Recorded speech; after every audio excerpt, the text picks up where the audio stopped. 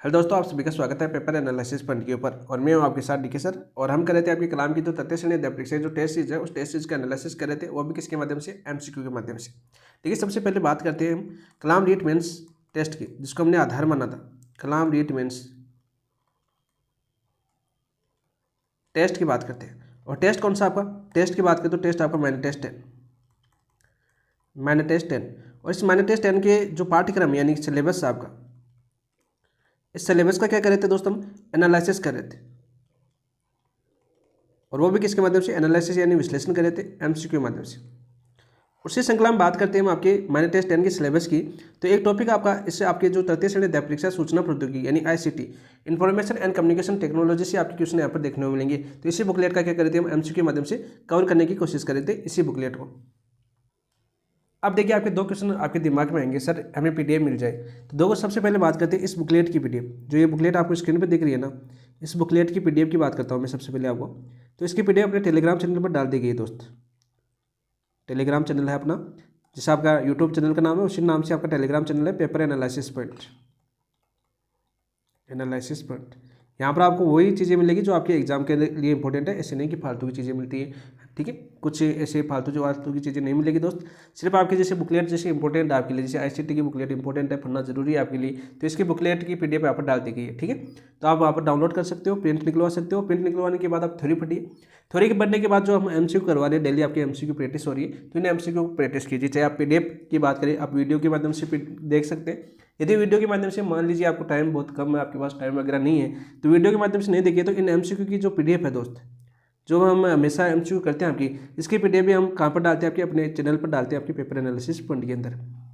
तो आप एमसीक्यू के माध्यम से वैसे भी अपना आकलन कर सकते हो या एनालिसिस कर सकते हो। वैसे हम प्रत्येक ऑप्शन की व्याख्या सहित एनालिसिस करते हैं। तो अब जो कुछ शब्द ऐसे होते हैं जो लिखे भी नहीं जाते आपके, जैसे बोल दिया तो वो चीज़ें आपके दिमाग में फिट हो जाती है। आप जैसे सामने स्क्रीन पर होती है तो वो ज़्यादा याद होती है। जैसे एक मूवी की आप एग्जाम्पल के रूप में देख सकते हो, मूवी में लंबे तौर तक याद होती है। तो इस प्रकार से यदि हम स्क्रीन पर या वीडियो के माध्यम से एनालिसिस करते हैं एमसीक्यू का, वो हमें थोड़ा अच्छा याद होता है और लंबे तौर तक याद होता है। और लास्ट टाइम यदि रिविजन करते हैं वीडियो के माध्यम से तो बहुत फास्ट, यदि आपकी 2 की स्पीड में, 1.5 की स्पीड में इस प्रकार करते हो तो बहुत फास्ट जल्दी हो जाता है। तो ये तो आपका कन्फ्यूज दूर हो गया। कल भी मैंने बोला था कि पीडीएफ आपके टेलीग्राम चैनल पर डाल दी गई है, तो आप आपसे डाउनलोड कर सकते हो दोस्तों, ठीक है। इसके अलावा देखो दूसरी चीज़ यहाँ पर विषय वस्तु की बात करते हैं हम। देखो आपकी विषय वस्तु की बात करते हैं, यहाँ पे देखो आपके ये 4 टॉपिक दिए हुए आपके आईसीटी के, ये 4 टॉपिक दिए हुए, ठीक है। देखो पहला टॉपिक आपके सूचना प्रौद्योगिकी आधार, ये सबसे इजी टॉपिक है। और यहाँ से जो क्वेश्चन बनता है ना, वो 2 क्वेश्चन 2 नंबर आपके देखे जाता है। जैसे आपके आईसीटी की फुल फॉर्म पूछ ली, जैसे आईसीटी का पूरा नाम क्या है आपका, कमेंट के अंदर बताइए फटाफट। आईसीटी का पूरा नाम क्या है, कमेंट के अंदर आपको बताना, क्योंकि कल अपनी क्लास हो चुकी है।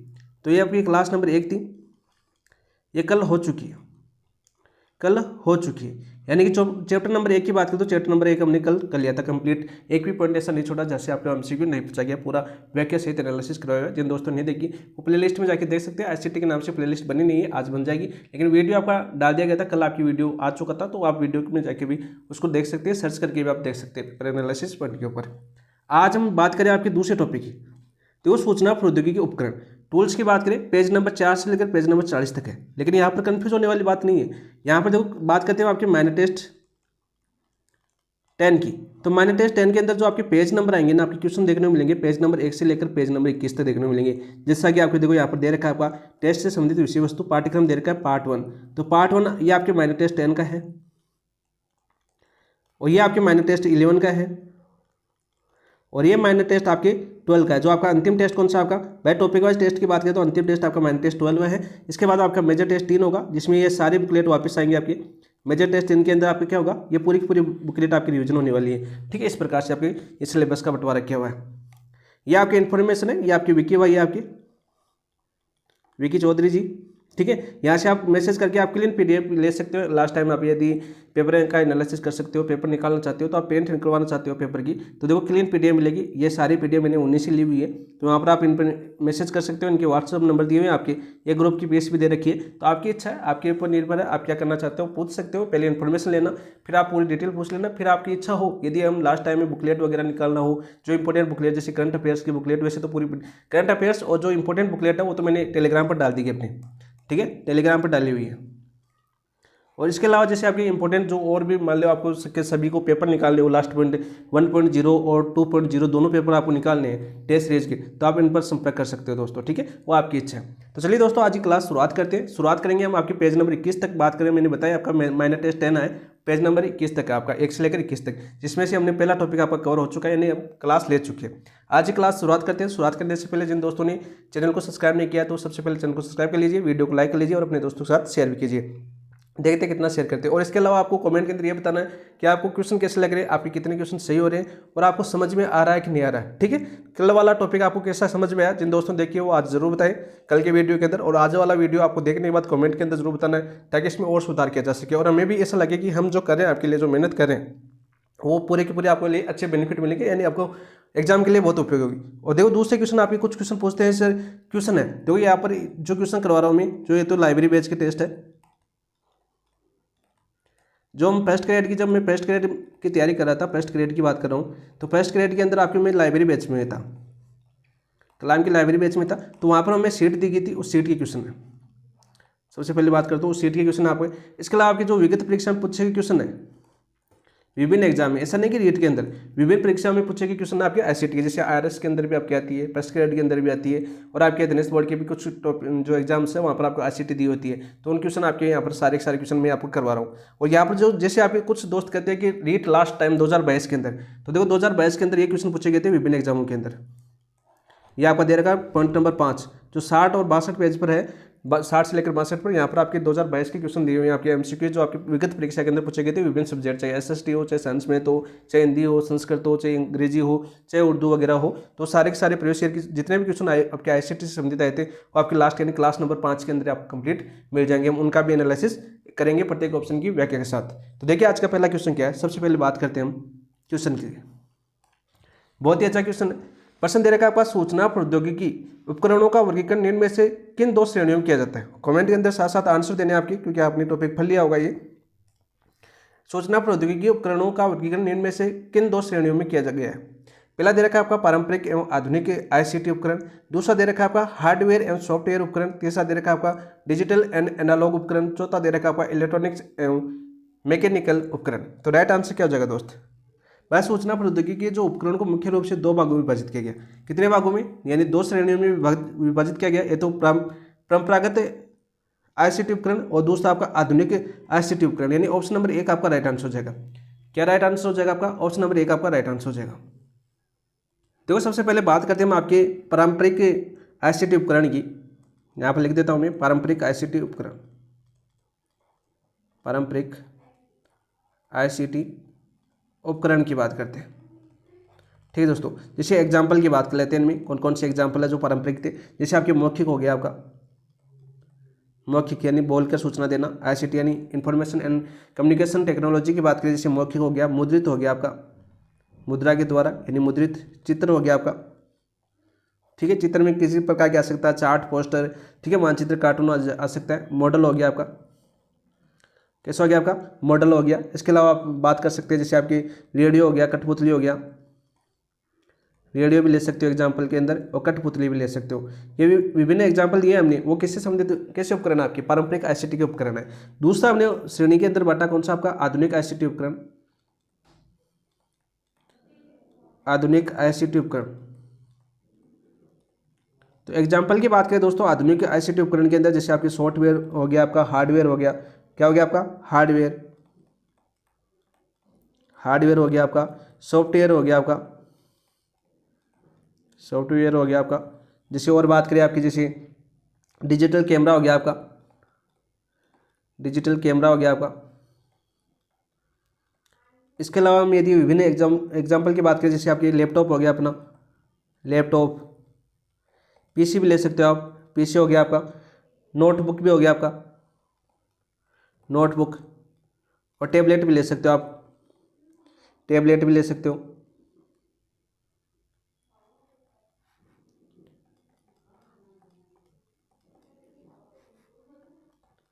टैबलेट, तो ये सारे के सारे एग्जाम्पल किससे आपके, ये आपके पारंपरिक ICT उपकरण और आधुनिक ICT उपकरण, सूचना प्रौद्योगिकी उपकरणों कितने भागों में बांटा गया, आपके 2 भागों में। सीधा क्वेश्चन पूछिए कितने भागों में बांटा गया, 2 भागों में। कौन कौन से में, पारंपरिक ICT उपकरण, और दूसरा भाग पूछिए तो आपके आधुनिक ICT उपकरण।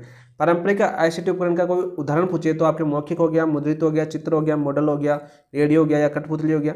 ये आपकी बात करें आधुनिक आईसीटी उपकरण की तो हार्डवेयर हो गया, सॉफ्टवेयर हो गया, डिजिटल हो गया, कैमरा हो गया और आपका लैपटॉप हो गया, पीसी, नोटबुक और आपके टैबलेट हो गया। ये आपके प्रकार थे, यानी बात करें हमने एग्जाम्पल के साथ इसको समझने की प्रयास किया है।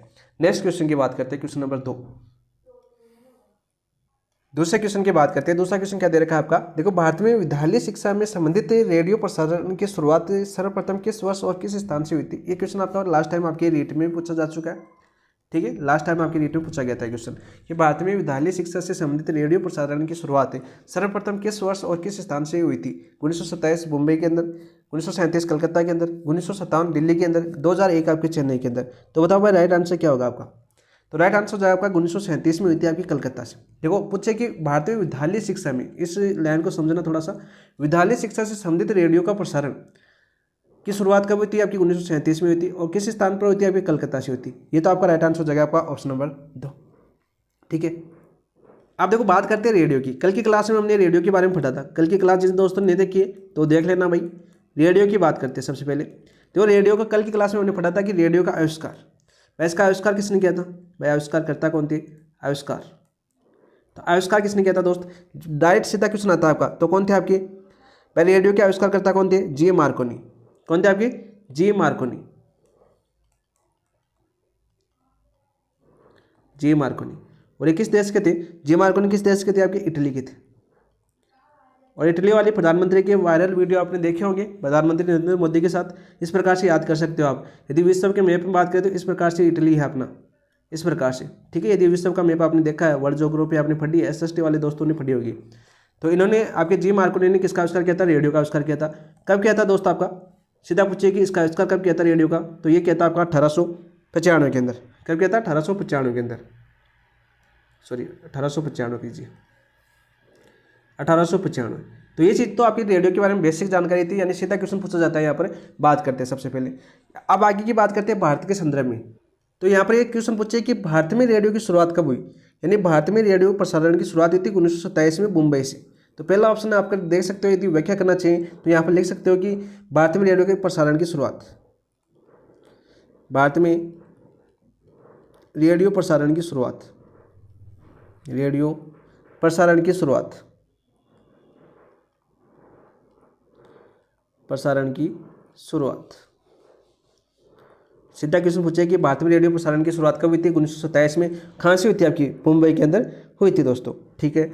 इसी के अंदर बात करें 1937 के अंदर, इसको क्या नाम दिया गया, ऑल इंडिया नाम दिया गया। क्या दिया गया आपका, ऑल इंडिया रेडियो नाम दिया गया। 1937 की बात करते हैं, 1937 में ऑल इंडिया रेडियो नाम दिया गया, ऑल इंडिया रेडियो नाम दिया गया, नाम दिया गया। याद कर लेना, सभी डेट पूछी जाती है कि भारत में रेडियो प्रसारण को ऑल इंडिया रेडियो के नाम कब दिया गया, तो 1937 के अंदर। एक क्वेश्चन में आपका पूछा जा चुका है। फिर इसी को बात करें 1957 के अंदर, इसका नाम क्या कर दिया गया आपके, 1957 में इसका नाम कर दिया गया आपका आकाशवाणी के नाम से प्रसिद्ध हुई। किस नाम से प्रसिद्ध हुई आपकी, आकाशवाणी के नाम से प्रसिद्ध हुआ। तो सीधा पूछे कि भारत में रेडियो का प्रसारण की बात करें या रेडियो के प्रसारण को आकाशवाणी नाम का दिया गया 1957 के अंदर। कब दिया गया आपका, 1957 के अंदर दिया गया। तो ये तो था आपके रेडियो के संबंधित। और विद्यालय शिक्षा से संबंधित रेडियो प्रसारण की शुरुआत कब हुई थी, 1937 के अंदर, कलकत्ता से इसकी शुरुआत हुई थी। वर्तमान समय की बात करते हैं अब देखो वर्तमान की बात करते हैं सबसे पहले। देखो वर्तमान में जो शिक्षा को समर्पित चैनल कौन सा आपका, शिक्षा को समर्पित चैनल यानी रेडियो चैनल की बात करते हैं सबसे पहले, या एफएम चैनल। इसका नाम क्या आपका, याद कर लिया दोस्तों, ज्ञानवाणी। क्या नाम है आपका, ज्ञानवाणी। सीधा पूछा जाता है, इंपॉर्टेंट। यदि वर्तमान परिदृश्य में पूछे कि शिक्षा को समर्पित एफएम चैनल का वर्तमान नाम क्या है, तो ज्ञानवाणी है दोस्तों, ठीक है, ज्ञानवाणी है। इसका प्रसारण कब शुरू हुआ, यानी प्रसारण शुरू कब हुआ, 2001 से। कब हुआ दोस्त, 2001 से इसकी ज्ञानवाणी एफएम चैनल है, इसकी शुरुआत हुई थी। और कौन से मेगाहर्ट्ज पर, 105.6 मेगाहर्ट्ज, ये चैनल की फ्रीक्वेंसी है। यदि आपको फ्रीक्वेंसी भी पूछी जाती है, एक बार फर्स्ट ग्रेड के अंदर फ्रीक्वेंसी पूछी जा चुकी है, फर्स्ट ग्रेड के पेपर आप देखोगे ना, वहाँ पर इसकी फ्रीक्वेंसी भी पूछी जा चुकी है। तो आपको 105.6 मेगाहर्ट्ज पर किया जा रहा है। ठीक है दोस्तों, याद कर लेना दोस्तों। इसके अलावा एक और आपका एक क्या आपका ज्ञानधारा, ज्ञानधारा क्या आपका भारत का इंटरनेट पर आधारित इंटरएक्टिव शैक्षिक रेडियो चैनल, भारत का इंटरनेट पर आधारित, भारत का इंटरनेट पर आधारित इंटरएक्टिव, भारत का इंटरनेट पर आधारित इंटरएक्टिव शैक्षिक रेडियो चैनल है, शैक्षिक रेडियो चैनल है। सीधा क्वेश्चन आपका पूछा जा सकता है। तो ये थे आपके रेडियो से संबंधित जो तथ्य है जो आपके बार बार आपके एग्जाम में पूछे जाते हैं। आपके बात करें सूचना प्रौद्योगिकी उपकरण टूल्स के बारे में बात करें, हम जो टॉपिक कर रहे हैं आपका, उस टॉपिक का नाम आपका सूचना प्रौद्योगिकी उपकरण के टूल्स। तो उसमें आपका पहला आता है आपका रेडियो। तो रेडियो के बारे में बात करें तो देखो, रेडियो की शुरुआत कब हुई थी, आविष्कार कब हुआ था, ये हमने देख लिया। जी मार्कोनी ने इटली में 1895 में। सर्वप्रथम शिक्षक यानी शिक्षा के क्षेत्र में रेडियो का प्रसारण 1937 में कलकत्ता से प्रारंभ किया गया था। भारत में रेडियो का प्रसारण की शुरुआत 1927 में मुंबई से हुई थी। सारे क्वेश्चन पूछे जाते हैं। ये भी पूछा जा चुका है कि ऑल इंडिया रेडियो नाम कब दिया गया, 1937 के अंदर। आकाशवाणी नाम कब दिया गया, 1957 के अंदर। वर्तमान में पूछे कि शिक्षा का समर्पित एफएम चैनल कौन सा, ज्ञानवाणी, जिसकी शुरुआत कब हुई थी, 2001, और उसकी फ्रिक्वेंसी क्या थी, 105.6 मेगाहर्ट्ज थी। और ज्ञानधारा क्या आपका, ज्ञानधारा भारत का इंटरनेट पर आधारित इंटरएक्टिव शैक्षिक रेडियो चैनल कौन सा है, ये सब क्वेश्चन आपका पूछा जा चुका है, वो है आपका ज्ञानधारा। ठीक है, नेक्स्ट क्वेश्चन की बात करते हैं। दोस्तों, क्वेश्चन नंबर 3, भारत में प्रथम टेलीफोन एक्सचेंज की स्थापना किस अवधि में की गई थी।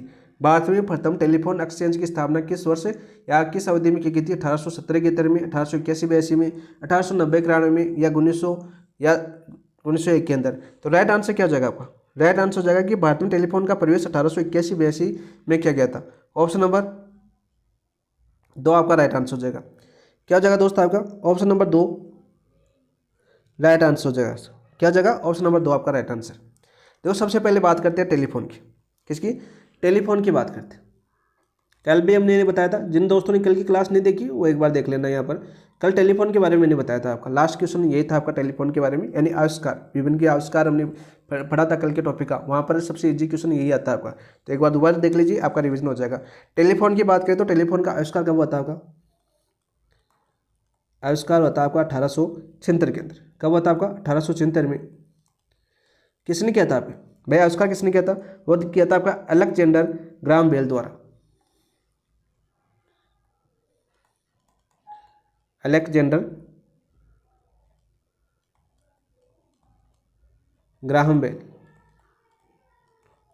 किसके द्वारा किया गया, अलेक्जेंडर ग्राहम बेल द्वारा किया गया। ठीक है, ये आपका सीधा क्वेश्चन पूछेगा कि टेलीविजन का आविष्कार कब किया गया था, 1876 में, किसके द्वारा किया गया था, अलेक्जेंडर ग्राहम बेल के द्वारा। इजी क्वेश्चन पूछे तो ये क्वेश्चन आपका बन सकता है। फिर दूसरा क्वेश्चन बनता है आपका, ये जो आपका पूछा गया क्वेश्चन ये, भारत में प्रथम टेलीफोन एक्सचेंज की स्थापना किस अवधि में की गई थी, 1881-82 में की गई थी, और कहाँ की गई थी, बताओ भाई।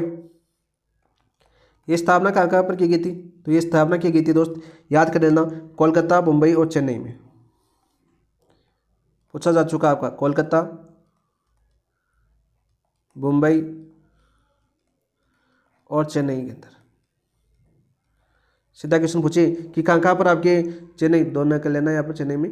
ठीक है, तो सीधा क्वेश्चन पूछे कि भारत में प्रथम टेलीफोन एक्सचेंज 1881-82 के अंदर कौन कौन से स्थान पर की गई थी, तो कोलकाता, मुंबई, चेन्नई आपके ऑप्शन में देखने को मिलेगा। एक प्रवेश का क्वेश्चन आया हुआ है, यदि आपके पास प्रवेश की बुकलेट है, दिशा वगैरह कुछ भी हो आईसीटी की, तो वहाँ पर देखना है क्वेश्चन आपको देखने को मिल जाएगा।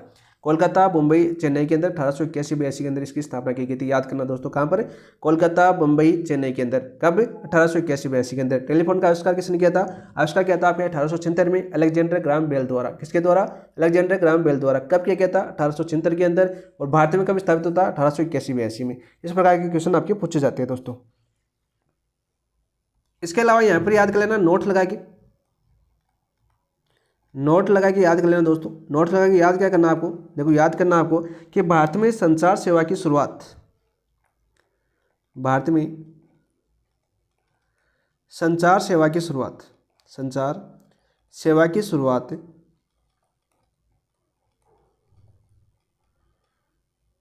शुरुआत 1851 में, 1851 से, इसको याद कर लेना, किसको, 1851 से, 1851 से टेलीग्राफ सेवा से प्रारंभ हुई, टेलीग्राफ सेवा से प्रारंभ हुई, सेवा से प्रारंभ हुई, जो जो कोलकाता एवं, जो कोलकाता एवं डायमंड हार्बर, कोलकाता एवं डायमंड हार्बर के बीच स्थापित की गई, बीच स्थापित की गई, की गई। तो याद कर लेना दोस्तों, सीधा क्वेश्चन पूछा जाएगा कि भारत में संचार सेवा की शुरुआत सबसे पहले किस माध्यम से हुई थी, तो टेलीग्राफ सेवा के माध्यम से। किसके माध्यम से, टेलीग्राफ सेवा के माध्यम से। कब हुई थी, 1851 में। और कहाँ पर स्थापित किया गया था, कोलकाता एवं डायमंड हार्बर के बीच स्थापित किया गया था। कहाँ पर, कोलकाता एवं डायमंड हार्बर के बीच स्थापित किया गया था, किसको, टेलीग्राफ सेवा को। ठीक है, कब, 1851 के अंदर। सीधा क्वेश्चन आपका पूछा जाता है बार बार। तो राइट आंसर जगह हमारा क्वेश्चन क्या था, भारत में प्रथम टेलीफोन एक्सचेंज की स्थापना किस अवधि में की गई थी, तो 1881-82 में की गई थी। ऑप्शन नंबर 2 आपका राइट आंसर हो गया। सीधा क्वेश्चन आपको समझ में आ गया होगा। नेक्स्ट क्वेश्चन की बात करते हैं दोस्त। ये देखिए, फैक्स प्रणाली का आविष्कार सर्वप्रथम किस वर्ष और किस देश में हुआ था। फैक्स प्रणाली का आविष्कार, ठीक है, किस वर्ष और किस देश में होता। 1821 इंग्लैंड के अंदर, पहला ऑप्शन। दूसरा ऑप्शन दे रखा है 1843 स्कॉटलैंड के अंदर। तीसरा ऑप्शन दे रखा है आपका 1876 अमेरिका के अंदर। और चौथा ऑप्शन दे रखा है आपका 1882 फ्रांस के अंदर। तो राइट आंसर क्या जगह दोस्तों, इसका आविष्कार होता है आपका 1883 के अंदर, स्कॉटलैंड के अंदर। ऑप्शन नंबर 2 आपका राइट आंसर हो जाएगा। क्या हो जाएगा आपका, ऑप्शन नंबर 2 आपका राइट आंसर हो जाएगा। ठीक है, देखो फैक्स प्रणाली का आविष्कार होता है 1843 में स्कॉटलैंड के द्वारा। किसके द्वारा, यानी इसको विकसित किसने किया था। दूसरा क्वेश्चन बनेगा, आविष्कारकर्ता कौन थे, यानी आविष्कार किसने किया था। तो आविष्कार क्या था दोस्त, आपके अलेक्जेंडर बेल ने। किसने किया था, आपके अलेक्जेंडर बेल ने किया था।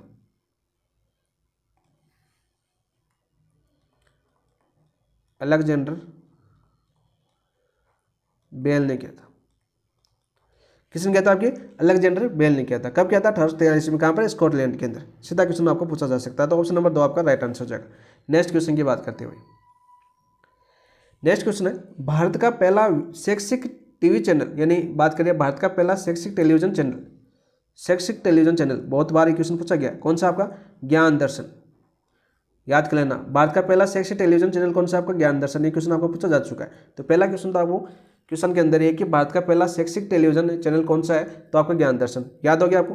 किस वर्ष प्रारंभ किया गया और इसके प्रसारण की तिथि क्या थी। भाई किस वर्ष प्रारंभ किया गया, यानी प्रसारण की तिथि क्या थी, यानी पूरी डेट ही पूछी गई है।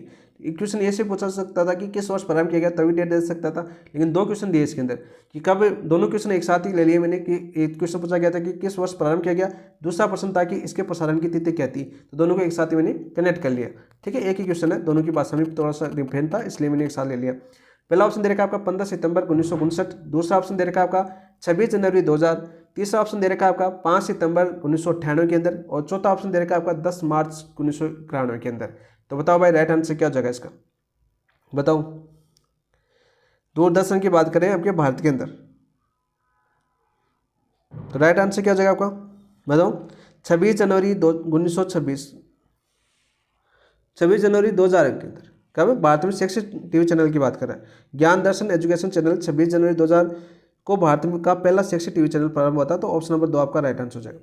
क्या हो जाएगा आपका, ऑप्शन नंबर 2 आपका राइट आंसर हो जाएगा। ठीक है दोस्त, आप देखिए सबसे पहले बात करते हैं आपके टेलीविजन की। किसकी बात करते हैं, टेलीविजन या दूरदर्शन की बात करते हैं। टेलीविजन की बात करते हैं। ठीक है दोस्त, जो टेलीविजन की बात करते हैं इसका आविष्कार कब हुआ था। सबसे पहले इसका आविष्कार कल भी मैंने बताया था, लेकिन आज फिर से देखो सारे रिवीजन करवा रहा हूँ मैं आपको। आविष्कार मैंने कल बोला था कि ये सारी की सारी चीज़ें आगे वाली पॉइंट में आपको काम आएगी। ठीक है, तो जिन दोस्तों ने कल की क्लास नहीं देखी देख लेना एक बार, लास्ट बार और बोल रहा हूँ आपको। तो टेलीविजन आविष्कार, तो आविष्कार कब किया था इसका, आविष्कार किया था इन्होंने 1925 के अंदर। टेलीविजन का आविष्कार कब हुआ था, 1925 के अंदर। किसने किया था आपका, भाई आविष्कार किसने किया था, ये किया था आपका जॉन लागी बेट। कौन थे आपके, जॉन लागी बेट। जॉन लागी बेट, सीधा क्वेश्चन पूछा जाता है। और ये भी पूछ लिया जाता है कि जॉन लागी बेड कहाँ के थे, स्कॉटलैंड के। कहाँ के थे दोस्त, स्कॉटलैंड के थे। तो पहला क्वेश्चन आपका सबसे इजी क्वेश्चन पूछे टेलीविजन से, तो यही बनता है आपका, ठीक है। दूसरा क्वेश्चन बनता है कि विश्व का सफल टेलीविजन प्रेक्षण किसने किया। विश्व का सफल टेलीविजन प्रेक्षण, विश्व का सफल टेलीविजन प्रेक्षण किसके द्वारा किया गया, आपके ब्रिटेन द्वारा, ब्रिटेन द्वारा। पूछेगी कब, ये पूछ ले कब के गया, तो 26 जनवरी 1926 को, 26 जनवरी 1926 को याद कर लें दोस्तों कि विश्व का पहला सफल यानी सफल टेलीविजन प्रेक्षण, पहला और लिख देते हैं आपके, या विश्व का सफल टेलीविजन प्रेक्षण सर्वप्रथम किस देश द्वारा किया गया था, आपका ब्रिटेन द्वारा किया गया था। कब, 26 जनवरी 1926 को, याद कर लेना, मोस्ट इंपोर्टेंट क्वेश्चन है, दोनों के दोनों इंपोर्टेंट क्वेश्चन है। फिर क्वेश्चन बनता है कि भारत में टेलीविजन सेवा का प्रारंभ दूरदर्शन के नाम से कब हुई। भारत में टेलीविजन सेवा का प्रारंभ, सेवा का प्रारंभ जो पहला ऑप्शन दे रखा है ना आपका, उसी दिन हुई थी। कब, आपका 15 सितंबर 1959 को। कब हुई थी, 15 सितंबर 1959 को। डेट याद कर लेना दोस्तों, ये डेट सीधी पूछी जाती है आपकी आईसीटी के अंदर। तो भारत में टेलीविजन सेवा का प्रारंभ कब हुआ, आपका 15 सितंबर 1959 को। किस नाम से। दूसरा क्वेश्चन पूछा जाता है किस नाम से। लो, दोनों क्वेश्चन मैंने करवा दिए। पहला क्वेश्चन पूछा जाएगा कि भारत में टेलीविजन सेवा का प्रारंभ कब हुआ था, तो 15 सितंबर 1959 को। दूसरा क्वेश्चन पूछा जाएगा कि भारत में टेलीविजन सेवा का प्रारंभ किस नाम से हुआ, तो दूरदर्शन नाम से। किस नाम से, दूरदर्शन के नाम से। ये आपके शुरुआती क्वेश्चन है जो आपके सीधे सीधे आपके एग्जाम के अंदर देखे गए हैं, यानी पूछे जा चुके हैं आपके सारे के सारे मैंने क्वेश्चन यहाँ पर करवा दिए, ठीक है। इसके अलावा देखो आपके भारत की प्रमुख टीवी आधारित शैक्षिक पहले की बात करें, हम शिक्षा से संबंधित बात करें, प्रमुख शैक्षिक पहले, इनकी बात करें तो मोस्ट इंपॉर्टेंट है दोस्त, नोट कर लेना चाहिए। आप साथ साथ शॉर्ट नोट्स भी बना सकते हो। लास्ट टाइम में आपके लिए एग्जाम में बहुत ज़्यादा इंपॉर्टेंट होंगे। जो शॉर्ट नोट्स पढ़ने चाहता है तो यहाँ पर लास्ट एमसीक्यू के माध्यम से शॉर्ट नोट्स बनाओगे तो लास्ट टाइम रिवीजन बहुत फास्ट कर पाओगे, ठीक है। ट्राई करके देख सकते हो आप। देखो पहली थी आपकी secondary school television project, SSTP, यानी आपकी सेकेंडरी स्कूल टेलीविजन प्रोजेक्ट की बात करें 1961 में दिल्ली से प्रारंभ की थी। कहाँ से, दिल्ली से प्रारंभ हुई थी, ठीक है। दूसरी की बात करें आपकी इग्नू दूरदर्शन टेलीकास्ट, इग्नू दूरदर्शन टेलीकास्ट, इसकी शुरुआत होती है आपकी 1991। कब हुई थी, 1991 के अंदर, ठीक है। तीसरा हम पढ़ चुके हैं आपका, तीसरा कौन सी थी, ज्ञान दर्शन 2000 के अंदर, ठीक है। और चौथी और हो जाएगा आपकी कौन सा, स्वयं प्रभा, यानी तीसरी लिख देता हूँ, एक हम पढ़ चुके हैं स्वयं प्रभा। ये तो ज्ञान दर्शन हो गया आपकी। स्वयं प्रभा की बात करते हैं आपकी, फिर बस सही लिख देता हूँ थोड़ा सा, ताकि कुछ दोस्त ऐसे भी जो पेंट में निकलवाते हैं भाई, इसलिए उनके लिए थोड़ा सा सही लिख देते हैं, कोई दिक्कत नहीं है, आराम से कर लेंगे। स्वयं प्रभा, ठीक है। तो स्वयं प्रभा की शुरुआत कब हुई थी आपकी, बताओ भाई। वैसे शैक्षिक चैनल टीवी चैनल की चैनलों की एक श्रृंखला है, टीवी चैनलों की श्रृंखला। आपने देखा होगा दूरदर्शन प्रकार के टीवी चैनल्स है जहाँ पर श्रृंखला, एक पर आपके MP पूछा जाता है, एक पर CBSE पढ़ाई जाती है, एक पर मैथ पढ़ाई जाती है, इस प्रकार के क्वेश्चन आते हैं आपके। यदि आपके पास डिश टीवी है तो वहाँ पर आपने देखा होगा 40 DTH चैनल चलाए जा रहे हैं। कितने, 40। कुल बात करें तो टीवी चैनल कितने आपके, टोटल 40। तो यहाँ पर लिख देता हूँ मैं, 40 चैनल आपके करवाए जा रहे हैं, ठीक है। सीधा क्वेश्चन पूछे जाते हैं। तो ये थी आपकी टेलीविजन से संबंधित जो भारतीय के संदर्भ पर आपके क्वेश्चन पूछे जाते हैं बार बार, वो मैंने यहाँ पर आपको समझाने का प्रयास किया है दोस्तों। कैसा लगा, आपको समझ में आया कि नहीं आया, कमेंट के अंदर जरूर बता देना। और जिन दोस्तों ने चैनल को सब्सक्राइब नहीं किया है वो चैनल को सब्सक्राइब भी कर लेना और अपने दोस्तों के साथ शेयर भी कर देना दोस्त। नेक्स्ट क्वेश्चन की बात करते हैं। देखो बहुत ही अच्छा क्वेश्चन पूछा गया, ये आपके फर्स्ट ग्रेड में पूछा गया क्वेश्चन है। किसमें पूछा गया, आपका फर्स्ट ग्रेड में। दूरदर्शन के प्रयोग के रूप में निम्न में से कौन कौन सम्मिलित है। भाई दूरदर्शन के प्रयोग के रूप में निम्न में से कौन कौन सम्मिलित है। निर्देशात्मक दूरदर्शन भी इसमें सम्मिलित है, बिल्कुल है, ठीक है। उपग्रह निर्देशन दूरदर्शन यानी SITE भी इसमें सम्मिलित है, बिल्कुल राइट। बंद परिपथ दूरदर्शन भी इसमें सम्मिलित है, बिल्कुल सम्मिलित है। सीधा पूछा जाता है कि दूरदर्शन प्रयोग के रूप में कौन कौन सम्मिलित है, तो राइट आंसर क्या हो जाएगा आपका, केवल एक नहीं, केवल दो नहीं, 2 और 3 नहीं, उपयुक्त सभी। ऑप्शन नंबर 4 आपका राइट आंसर हो जाएगा। क्या हो जाएगा आपका? ऑप्शन नंबर 4 आपका राइट आंसर हो जाएगा। इस प्रकार का क्वेश्चन आपका सीधा क्वेश्चन पूछा जाता है दोस्त। नेक्स्ट क्वेश्चन की बात करते हैं हम। ये देखिए अच्छा क्वेश्चन है। भारत का प्रथम कृत्रिम उपग्रह आर्यभट्ट किस वर्ष और किस देश की सहायता से अंतरिक्ष में प्रक्षेपित किया गया था? मोस्ट इंपोर्टेंट क्वेश्चन और बार बार रिपीट होता है ये क्वेश्चन, मोस्ट इंपोर्टेंट। अधीनस्थ बोर्ड इस प्रश्न को बहुत बार रिपीट किया है। अधीनस्थ बोर्ड की बात करें तो आपकी एग्जाम अधीनस्थ बोर्ड ही करवाएगा, तो वहाँ पर इस क्वेश्चन को थोड़ा सा इंपॉर्टेंट मानना है। यदि आप पहले के प्रीवियस ईयर क्वेश्चन देखिए तो अधीनस्थ बोर्ड के एग्जामों की बात करें तो ये क्वेश्चन काफ़ी बार आपके देखने को मिला है। तो देखो क्वेश्चन क्या है आपका कि भारत का प्रथम कृत्रिम उपग्रह आर्यभट्ट था। तो पहला क्वेश्चन तो ये भी बन जाता है कि भारत का प्रथम कृत्रिम उपग्रह कौन सा था? आर्यभट्ट। कौन सा था? आर्यभट्ट। पहला क्वेश्चन याद कर लेना कि भारत का प्रथम कृत्रिम उपग्रह कौन सा था? आर्यभट्ट। आपके एग्जाम में पूछा जा चुका है, ठीक है। किस वर्ष और किस देश की सहायता से अंतरिक्ष में प्रक्षेपित किया गया? 1957 अमेरिका के अंदर, पहला ऑप्शन। दूसरा ऑप्शन दे रखा है 1969 फ्रांस के अंदर, और 1975 सोवियत संघ की सहायता से, और 1980 जापान की सहायता से। तो आपके आर्यभट्ट प्रक्षेपित किया गया था, रूस अपना सच्चा दोस्त है तो सोवियत संघ के माध्यम से। तो आपके 1975 सोवियत संघ। ऑप्शन नंबर 3 आपका राइट आंसर हो जाएगा। क्या हो जाएगा दोस्तों? ऑप्शन नंबर 3 आपका राइट आंसर हो जाएगा। देखो सीधा क्वेश्चन आपको पूछा जाता है। देखो यहाँ पर बात कर लेते हैं उपग्रह की बात करें। दो क्वेश्चन कल भी मैंने बताया था, एक उपग्रह। कल का क्वेश्चन जिन दोस्तों ने देखा तो देख लेना। कल वाला मैंने क्या बताया था? कल बताया था कि विश्व का पहला कृत्रिम उपग्रह कौन सा था? विश्व का पहला कृत्रिम उपग्रह। देखो कल वाली पूरी क्लास में यहाँ पर रिवीजन करवा रहा हूँ आपको। कल वाली क्लास पूरी यहाँ पर रिवीजन करवा रहा हूँ, ठीक है। तो विश्व का पहला कृत्रिम उपग्रह कौन सा था आपका? स्पुतनिक। स्पुतनिक। और कोविड-19 की बात करें तो कोविड-19 आया था तो पहली वैक्सीन भी कौन सी आई थी आपकी? स्पुतनिक वैक्सीन आई थी, ठीक है। काफ़ी चर्चा में रहती है, आपने देखा होगा कोविड-19 के दौरान। तो यहाँ पर देखो विश्व का पहला कृत्रिम उपग्रह कौन सा था? स्पुतनिक था। कौन सा? स्पुतनिक, जिसे 1957 में विकसित किया था। 1957 के अंदर किसने? आपके सोवियत संघ ने। किसने छोड़ा था? आपके सोवियत संघ। सोवियत संघ आ सकता है, उस टाइम सोवियत संघ था, लेकिन रूस नाम आपका पड़ा था आपके 1992 के अंदर, जब आपके रूस के टुकड़े हो गए। उस प्रकार से पहले सोवियत संघ के नाम से जाना जाता था, फिर 1992 के अंदर आपके रूस के टुकड़े हो गए, यानी जैसे उज्बेकिस्तान वगैरह सारे बने थे आपके, तो रूस से अलग हुए थे आपके। जैसे यूक्रेन वगैरह 1992 के बाद ही बने हुए थे आपकी। वैश्वीकरण का दौर चल रहा था उस टाइम। तो ये सारे क्वेश्चन आपके SST के अंदर थोड़ा डीप से पढ़े तो वहाँ पर आपके पूछे जाते हैं, लेकिन बाकी जैसे हम जीके पार्ट से संबंधित पूछे तो ऐसे क्वेश्चन नहीं पूछे जाते। तो यहाँ पर बात करते हैं दोस्तों, आपके भारत का प्रथम कृत्रिम उपग्रह आर्यभट्ट था। किस वर्ष से आपका और किस देश की सहायता से अंतरिक्ष छोड़ा गया था? 1975 सोवियत संघ की सहायता से। वैसे पूछे कि उपग्रह, कल की क्लास का क्वेश्चन था कि विश्व का पहला कृत्रिम उपग्रह कौन सा था? स्पुतनिक था। 1957 में सोवियत संघ यानी रूस के माध्यम से छोड़ा गया था दोस्त। नेक्स्ट क्वेश्चन की बात करते हैं। ये देखिए आपका दूसरा क्वेश्चन मोस्ट इंपॉर्टेंट क्वेश्चन है, मोस्ट इंपॉर्टेंट क्वेश्चन है। एक एडुसेट के नाम से चैनल भी आया था, तो टेस्ट सीरीज चलाया करता था, वो काफ़ी चर्चा में रहता है एग्जाम के अंदर, क्योंकि काफ़ी क्वेश्चन पढ़े थे उसमें। अब तो बंद हो गया होगा कि चैनल ऐप, ठीक है। हमारा टाइम था एक। भारत का पहला शैक्षिक उपग्रह एजुसेट कौन सा था? एजुसेट। भारत का पहला शैक्षिक उपग्रह कौन सा है? एजुसेट। याद कर लेना दोस्तों। भारत का पहला उपग्रह कौन सा है? आर्यभट्ट। भारत का पहला शैक्षिक उपग्रह कौन सा है? एजुसेट।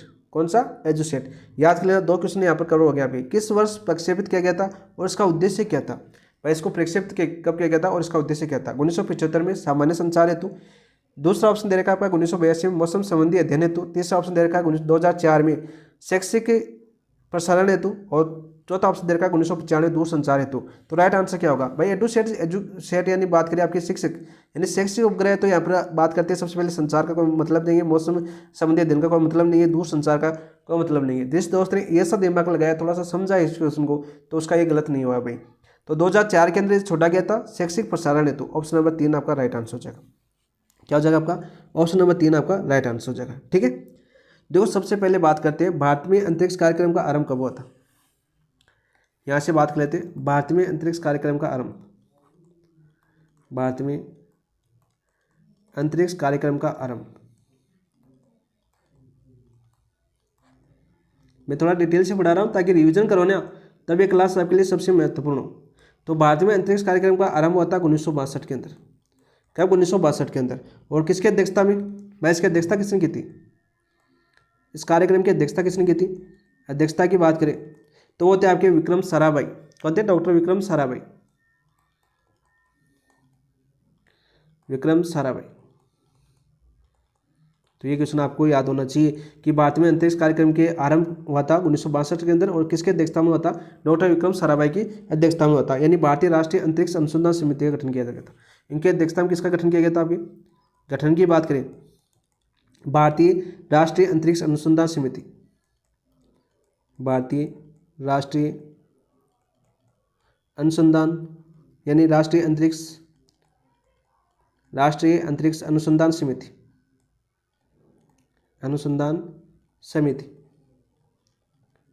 सीधा क्वेश्चन पूछा जा सकता है।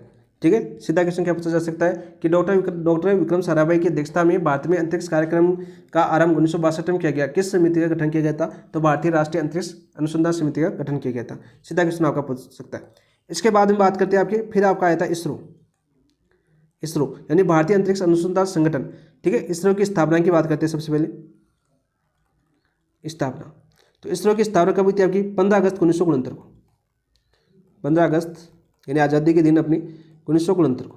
ठीक है, याद कर लेना, इंपॉर्टेंट डेट है, मोस्ट इंपॉर्टेंट। सीधा पूछा जाएगा कि इसरो का गठन कब हुआ था? तो 15 अगस्त 1969 को होता है। बहुत बार एक क्वेश्चन पूछा जाता है। ठीक है, इसके द्वारा इसरो के द्वारा देखो पहला स्थापित किया गया था आपका सैटेलाइट यानी SIT 1975 के अंदर। SIT 1975 में इसके द्वारा स्थापित किया गया था। किसके द्वारा? इसरो के द्वारा। सैटेलाइट इंस्ट्रक्शनल टेलीविजन एक्सपेरिमेंट कब किया गया था? 1975 के अंदर किया गया था। कब? 1975 के अंदर। किसके द्वारा? इसरो के द्वारा। ये क्वेश्चन आपका पूछा जा चुका है। और दूसरा आपका इसके द्वारा किया गया था आपका 2004 के अंदर, एडुसेट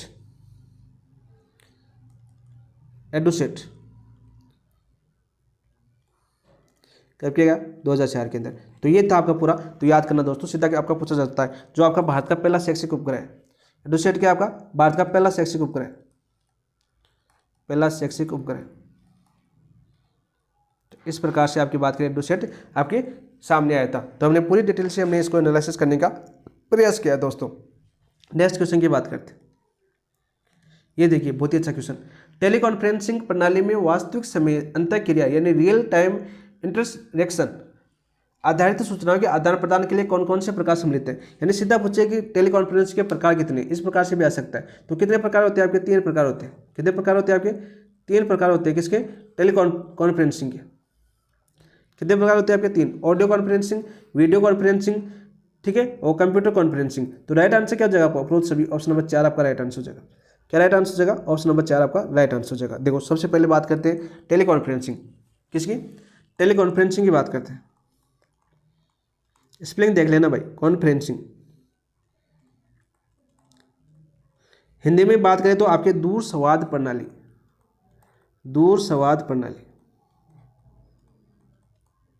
किसकी बात करें हम? आपके दूर संवाद प्रणाली की बात करें। ठीक है, तो इस प्रणाली की बात करें, प्रारंभ कब हुआ था आपका? ये प्रारंभ किया गया था 1960 में। और किस देश द्वारा? आपके USA यानी आपके संयुक्त राष्ट्र अमेरिका द्वारा इसको संचालित किया गया था। किसको?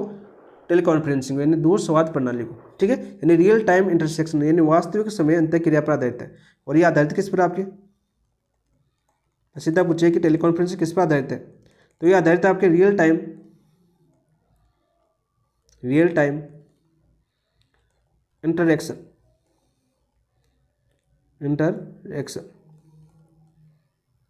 सीधा क्वेश्चन पूछा जा सकता है। इंटरेक्शन, ठीक है, स्पेलिंग देख लेना, थोड़ी सी गड़बड़ हो सकती है स्पेलिंग के अंदर, इंग्लिश के अंदर। तो यहाँ पर रियल टाइम इंटरेक्शन, और यानी कि हिंदी में बात करें आपके वास्तविक समय अंतःक्रिया, समय अंतःक्रिया। तो ये क्वेश्चन आपका पूछा जा चुका है कि टेलीफोन जो कॉन्फ्रेंसिंग है यानी दूर संवाद प्रणाली है वो किस पर आधारित है? तो वास्तविक समय अंतःक्रिया पर आधारित है। सीधा क्वेश्चन आपका एग्जाम के अंदर आ चुका है, तो इंपॉर्टेंट क्वेश्चन है। और इसके अलावा बात करें टेलीफोन कॉन्फ्रेंसिंग के प्रकार की बात करें तो कितने प्रकार आपके? 3। कौन कौन से? ऑडियो कॉन्फ्रेंसिंग, वीडियो कॉन्फ्रेंसिंग और कंप्यूटर कॉन्फ्रेंसिंग। तो राइट आंसर क्या हो जाएगा आपका? ऑप्शन नंबर 4 आपका राइट आंसर हो जाएगा। तो ये थे आपके प्रारंभ यानी सूचना प्रौद्योगिकी उपकरण की बात करें तो यहाँ से क्वेश्चन आपके सीधे बनते हैं। नेक्स्ट क्वेश्चन की बात करते हैं आपके, ये देखिए आपका बहुत ही अच्छा क्वेश्चन।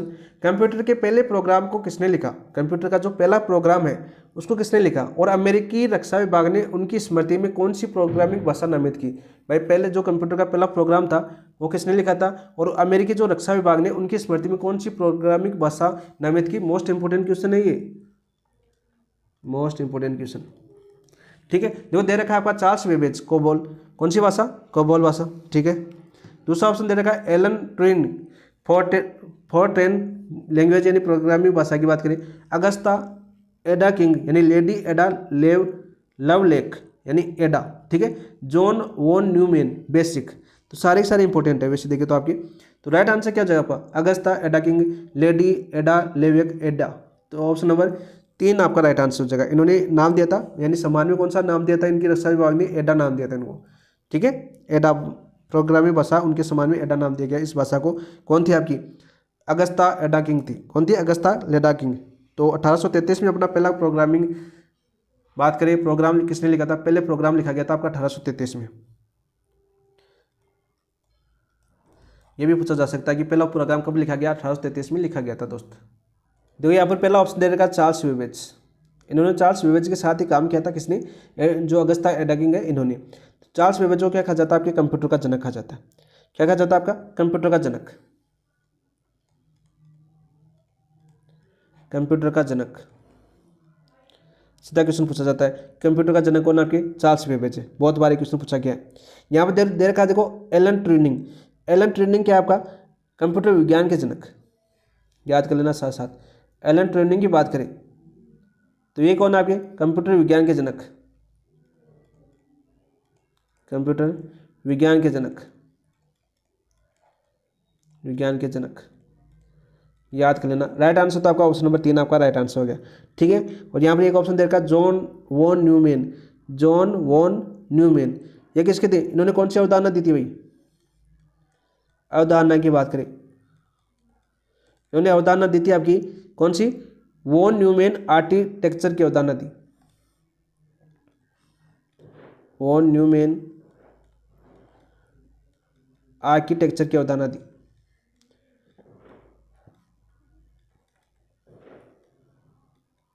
अवधारणा दी। सारे के सारे क्वेश्चन इंपॉर्टेंट है दोस्तों, सारे के सारे क्वेश्चन आपके एग्जाम में पूछे भी जा चुके हैं। तो याद कर लेना दोस्तों, कंप्यूटर के पहले प्रोग्राम को किसने लिखा था, 1833 ईस्वी में लिखा था। कब, 1833 ईस्वी में लिखा था। किसने लिखा था, आपको अगस्ता एडा किंग ने लिखा था। और अमेरिकी रक्षा विभाग ने इसके इस प्रति में जो प्रोग्रामिंग भाषा है इसको किस नाम से नाम दिया, एडा नाम दिया। ये क्वेश्चन भी आपका आ चुका है, इंपॉर्टेंट क्वेश्चन है ये आपका, ठीक है। वही आपके चार्ल्स बेबेज कंप्यूटर के जनक, एलन ट्यूरिंग कंप्यूटर विज्ञान के जनक, और जॉन वॉन न्यूमैन की बात करें, इन्होंने वॉन न्यूमैन आर्किटेक्चर की अवधारणा दी थी। किसकी, आर्किटेक्चर की अवधारणा दी थी, ठीक है। विश्व कंप्यूटर साक्षरता दिवस 2 दिसंबर को मनाया जाता है। अंतर्राष्ट्रीय कंप्यूटर सुरक्षा दिवस 23 नवंबर को मनाया जाता है, ठीक है। सीधा क्वेश्चन पूछा जाता है, कंप्यूटर की शब्द की उत्पत्ति लैटिन भाषा की कंप्यूटर से हुई है, जिसका अर्थ है गणना करना, ठीक है। ये क्वेश्चन आपके सीधे क्वेश्चन पूछे, आपके नॉर्मल सीधे सीधे क्वेश्चन आते हैं, उस प्रकार के क्वेश्चन आते हैं, ठीक है। नेक्स्ट क्वेश्चन की बात करते हैं। देखो बहुत ही अच्छा क्वेश्चन है। आधुनिक कंप्यूटर विज्ञान में ट्यूरिंग यानी आपके ट्यूरिंग मशीन और आपके वॉन न्यूमैन आर्किटेक्चर का योगदान किस प्रकार है। इंपॉर्टेंट क्वेश्चन है आपका, इंपॉर्टेंट क्वेश्चन है। अभी क्या है मैंने देखो, ये दो आपके जॉन वॉन न्यूमैन, इन्होंने क्या दिया था आपका, वॉन न्यूमैन आर्किटेक्चर की अवधारणा दी थी, ठीक है। सीधा क्वेश्चन पूछे, देखो ट्यूरिंग ने आर्किटेक्चर दिया, नहीं, वॉन न्यूमैन ने मशीन बनाई, बिल्कुल गलत। ये तो आपका बिल्कुल गलत हो जाएगा, क्या हो जाएगा आपका, बिल्कुल गलत हो जाएगा, ठीक है। दूसरा दे रखा देखो ट्यूरिंग ने मशीन बनाई, ट्यूरिंग ने क्या बनाई, आपकी मशीन बनाई, बिल्कुल है। आधुनिक कंप्यूटर विज्ञान के जनक बोला जाता है इनको। ट्यूरिंग को क्या बोला जाता है, आपके आधुनिक कंप्यूटर विज्ञान के जनक। अभी हमने देखा ना भाई, एलन ट्यूरिंग देखा ना, कंप्यूटर विज्ञान के जनक। तो यहाँ पर याद कर लेना, आधुनिक कंप्यूटर विज्ञान के जनक, आधुनिक कंप्यूटर विज्ञान के जनक।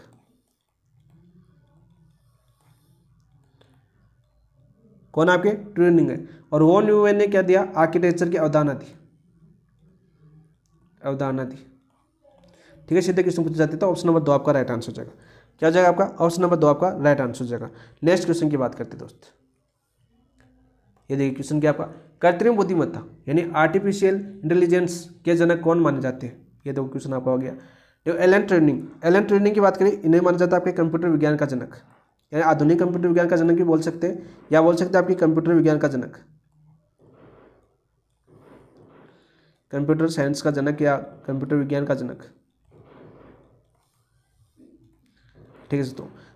जॉन वॉन न्यूमैन हमने ये देखा, हमने इन्होंने किसका अवधारणा दी थी भाई आपकी, बताओ भाई। इन्होंने दी थी आपकी वॉन न्यूमैन आर्किटेक्चर की अवधारणा, वॉन न्यूमैन आर्किटेक्चर, किसकी, आर्किटेक्चर की अवधारणा, टेक्चर की अवधारणा। हर पॉइंट को एग्जाम के दृष्टि से हम पढ़ रहे हैं, ठीक है। जितने इंपॉर्टेंट क्वेश्चन बनते हैं वो सारे हम करेंगे। प्रत्येक ऑप्शन की होगी। चार्ल्स बेबेज की बात करें तो चार्ल्स बेबेज ने कंप्यूटर विज्ञान के जनक बोला जाता है। कंप्यूटर के जनक, सॉरी कंप्यूटर विज्ञान के नहीं, आपकी कंप्यूटर के जनक।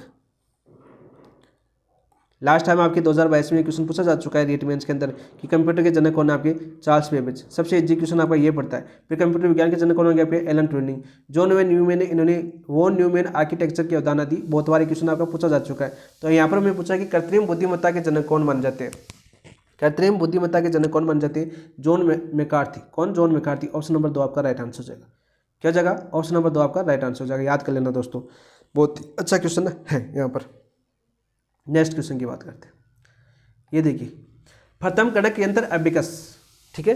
प्रथम गणक यंत्र एबेकस, तो यहाँ पर याद कर लेना प्रथम गणक यंत्र कौन सा है, एबेकस। पहला क्वेश्चन तो ये हो गया आपका। बहुत बार क्वेश्चन आपका पूछा जा चुका है कि प्रथम गणक यंत्र कौन सा है, एबेकस है। का उसका लगभग कब और किस सभ्यता में होता। 3000 ईसा पूर्व मेसोपोटामिया में होता, 600 ईसा पूर्व बेबीलोन में होता, ठीक है। 500 ईसा पूर्व चीन के अंदर होता, 1000 ईसा पूर्व जापान के अंदर होता। बताओ भाई इसका आविष्कार कब होता है आपका। जो एबेकस का आविष्कार होता है आपका 3000 ईसा पूर्व मेसोपोटामिया में। कब होता है आपका, मेसोपोटामिया में होता है, ठीक है। 600 ईसा पूर्व बेबीलोन, बेबीलोन की बात करें, बेबीलोन कहाँ पर पड़ता है आपके, चीन के अंदर। लोगोनी, चीन के लोगोनी। एबेकस या आपका सुआनपन, सुआनपन नाम दिया, नाम दिया। सीधे पूछे कि प्रथम गणक यंत्र को एबेकस या सुआपन नाम किसने दिया, चीन के लोगों ने दिया था। कब, 600 ईसा पूर्व। और ये एबेकस की खोज यानी आविष्कार कब हो गया था आपके, मेसोपोटामिया में हो गया था, लगभग 3000 ईसा पूर्व। उस समय नाम नहीं दिया गया था इनको, ठीक है। यानी मन को व तारों की सहायता से एक उपकरण बनाया था इन्होंने। कब, मेसोपोटामिया में किसने बनाया था, एक उपकरण बनाया था, लेकिन इसका नाम दिया था आपके चीन के लोगों ने। लेकिन खोज कब हुई थी इसकी, 3000 ईसा पूर्व में हो गई थी। तो याद कर लेना दोस्तों, सीधा क्वेश्चन पूछा जाता है। और जापान के लोगों ने सोरोबान खाया, जापान के लोगों ने सोरोबान खाया। तो यहाँ पर आपको क्या क्या क्वेश्चन याद हो गया। देखो, पहला क्वेश्चन आपको ये पूछा जाएगा कि प्रथम गणक यंत्र कौन सा था, तो वो था आपका एबेकस। कौन सा था आपका, एबेकस। चलिए नेक्स्ट क्वेश्चन की बात करते हैं हम, है ना। कुछ समझ गए होंगे आपके, जापान के लोगों ने क्या बोला, इसको सोरोबस बोला है, ठीक है। एबेकस को किस नाम से जाना जाता है, सोरोबस के नाम से जाना जाता है, ठीक है। पूछा जाता है, क्वेश्चन भी पूछा जा चुका है आपका।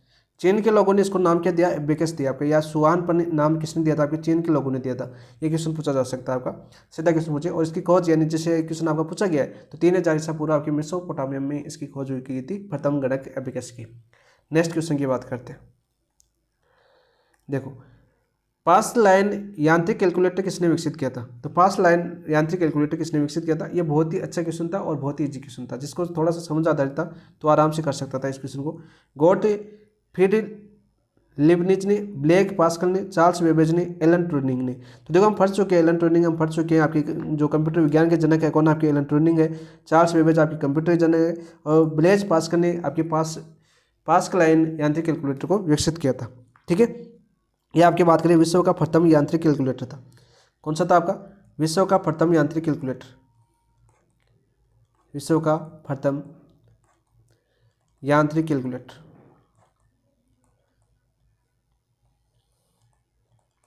सीधा क्वेश्चन पूछे कि विश्व का प्रथम यांत्रिक कैलकुलेटर कौन सा था, तो पास लाइन था। कौन सा था आपका, पास लाइन था। सीधा क्वेश्चन आपका आ सकता है। या इसका नाम दूसरा भी आ सकता है, मैकेनिकल कैलकुलेटर भी बोला जाता है इसको। क्या बोला जाता है आपके, mechanical calculator, mechanical calculator, calculator भी इसको बोला जाता है। सीधा नाम पूछा जाता है कि पास लाइन कैलकुलेटर का उपनाम क्या है आपका, तो मैकेनिकल कैलकुलेटर भी इसको बोला जाता है, ठीक है। विकसित कब किया गया था आपका, इसके द्वारा चार्ल्स बेबेज द्वारा इसको क्या किया, सॉरी ब्लेज पास्कल द्वारा इसको विकसित किया गया था। कब किया गया था आपका, 1642 के अंदर। कब विकसित किया गया था आपके, 1642 के अंदर इसको विकसित किया गया था। तो ये क्वेश्चन सारे पूछे जा चुके हैं आपके, फैक्ट क्वेश्चन है, इसलिए थोड़ा सा समझना इस क्वेश्चन को कि पास लाइन आपके यांत्रिक कैलकुलेटर है। उपनाम की बात करें इसका मैकेनिकल कैलकुलेटर है। विश्व का प्रथम यांत्रिक कैलकुलेटर है। विकसित किसने किया था आपके, ब्लेज पास्कल ने किया था। कब किया था आपके, 1642 ईस्वी में किया था दोस्तों। इसके अलावा इसको अन्य किस नाम से जाना जाता है आपका, अन्य नाम की बात करें अंकगणितीय मशीन भी कहा जाता है। क्या कहा जाता है आपका? अंकगणितीय मशीन भी कहा जाता है।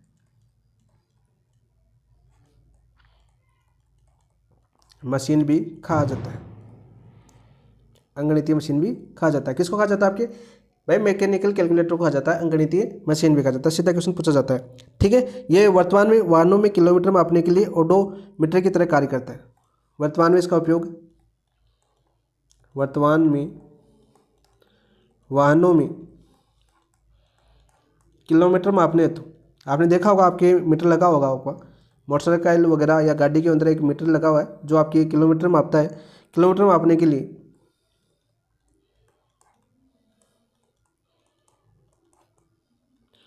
ओडोमीटर किसकी तरह काम करता है? आपके ओडोमीटर की तरह काम करता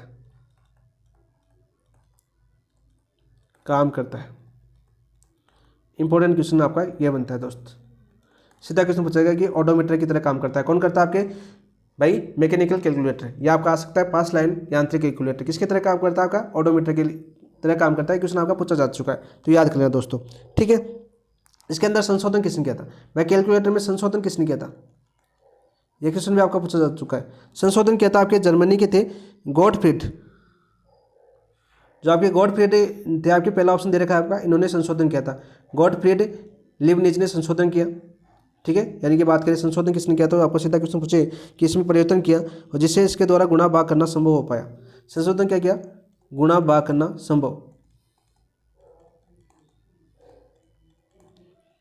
संभव हो पाया। यह संशोधन किसने किया था आपके? सीधा पूछे कि मैकेनिकल कैलकुलेटर में संशोधन किया था आपके गॉटफ्रीड लीबनिज ने। बहुत ही अच्छा क्वेश्चन है ये आपका, बार बार पूछा जाता है, इंपॉर्टेंट क्वेश्चन, ठीक है। और ये कहाँ के थे आपके? ये भी पूछा जा सकता है आपका कि गॉटफ्रीड लीबनिज कहाँ के थे आपके? जर्मनी के थे। कहाँ के थे आपके? जर्मनी के थे। तो देखो क्वेश्चन की बात करते हैं। सबसे पहले हमें क्वेश्चन पूछा गया था कि पास्कलाइन यांत्रिक कैलकुलेटर किसने विकसित किया, तो ये क्या था आपका? ब्लेज पास्कल ने, ठीक है। विश्व का प्रथम यांत्रिक कैलकुलेटर था।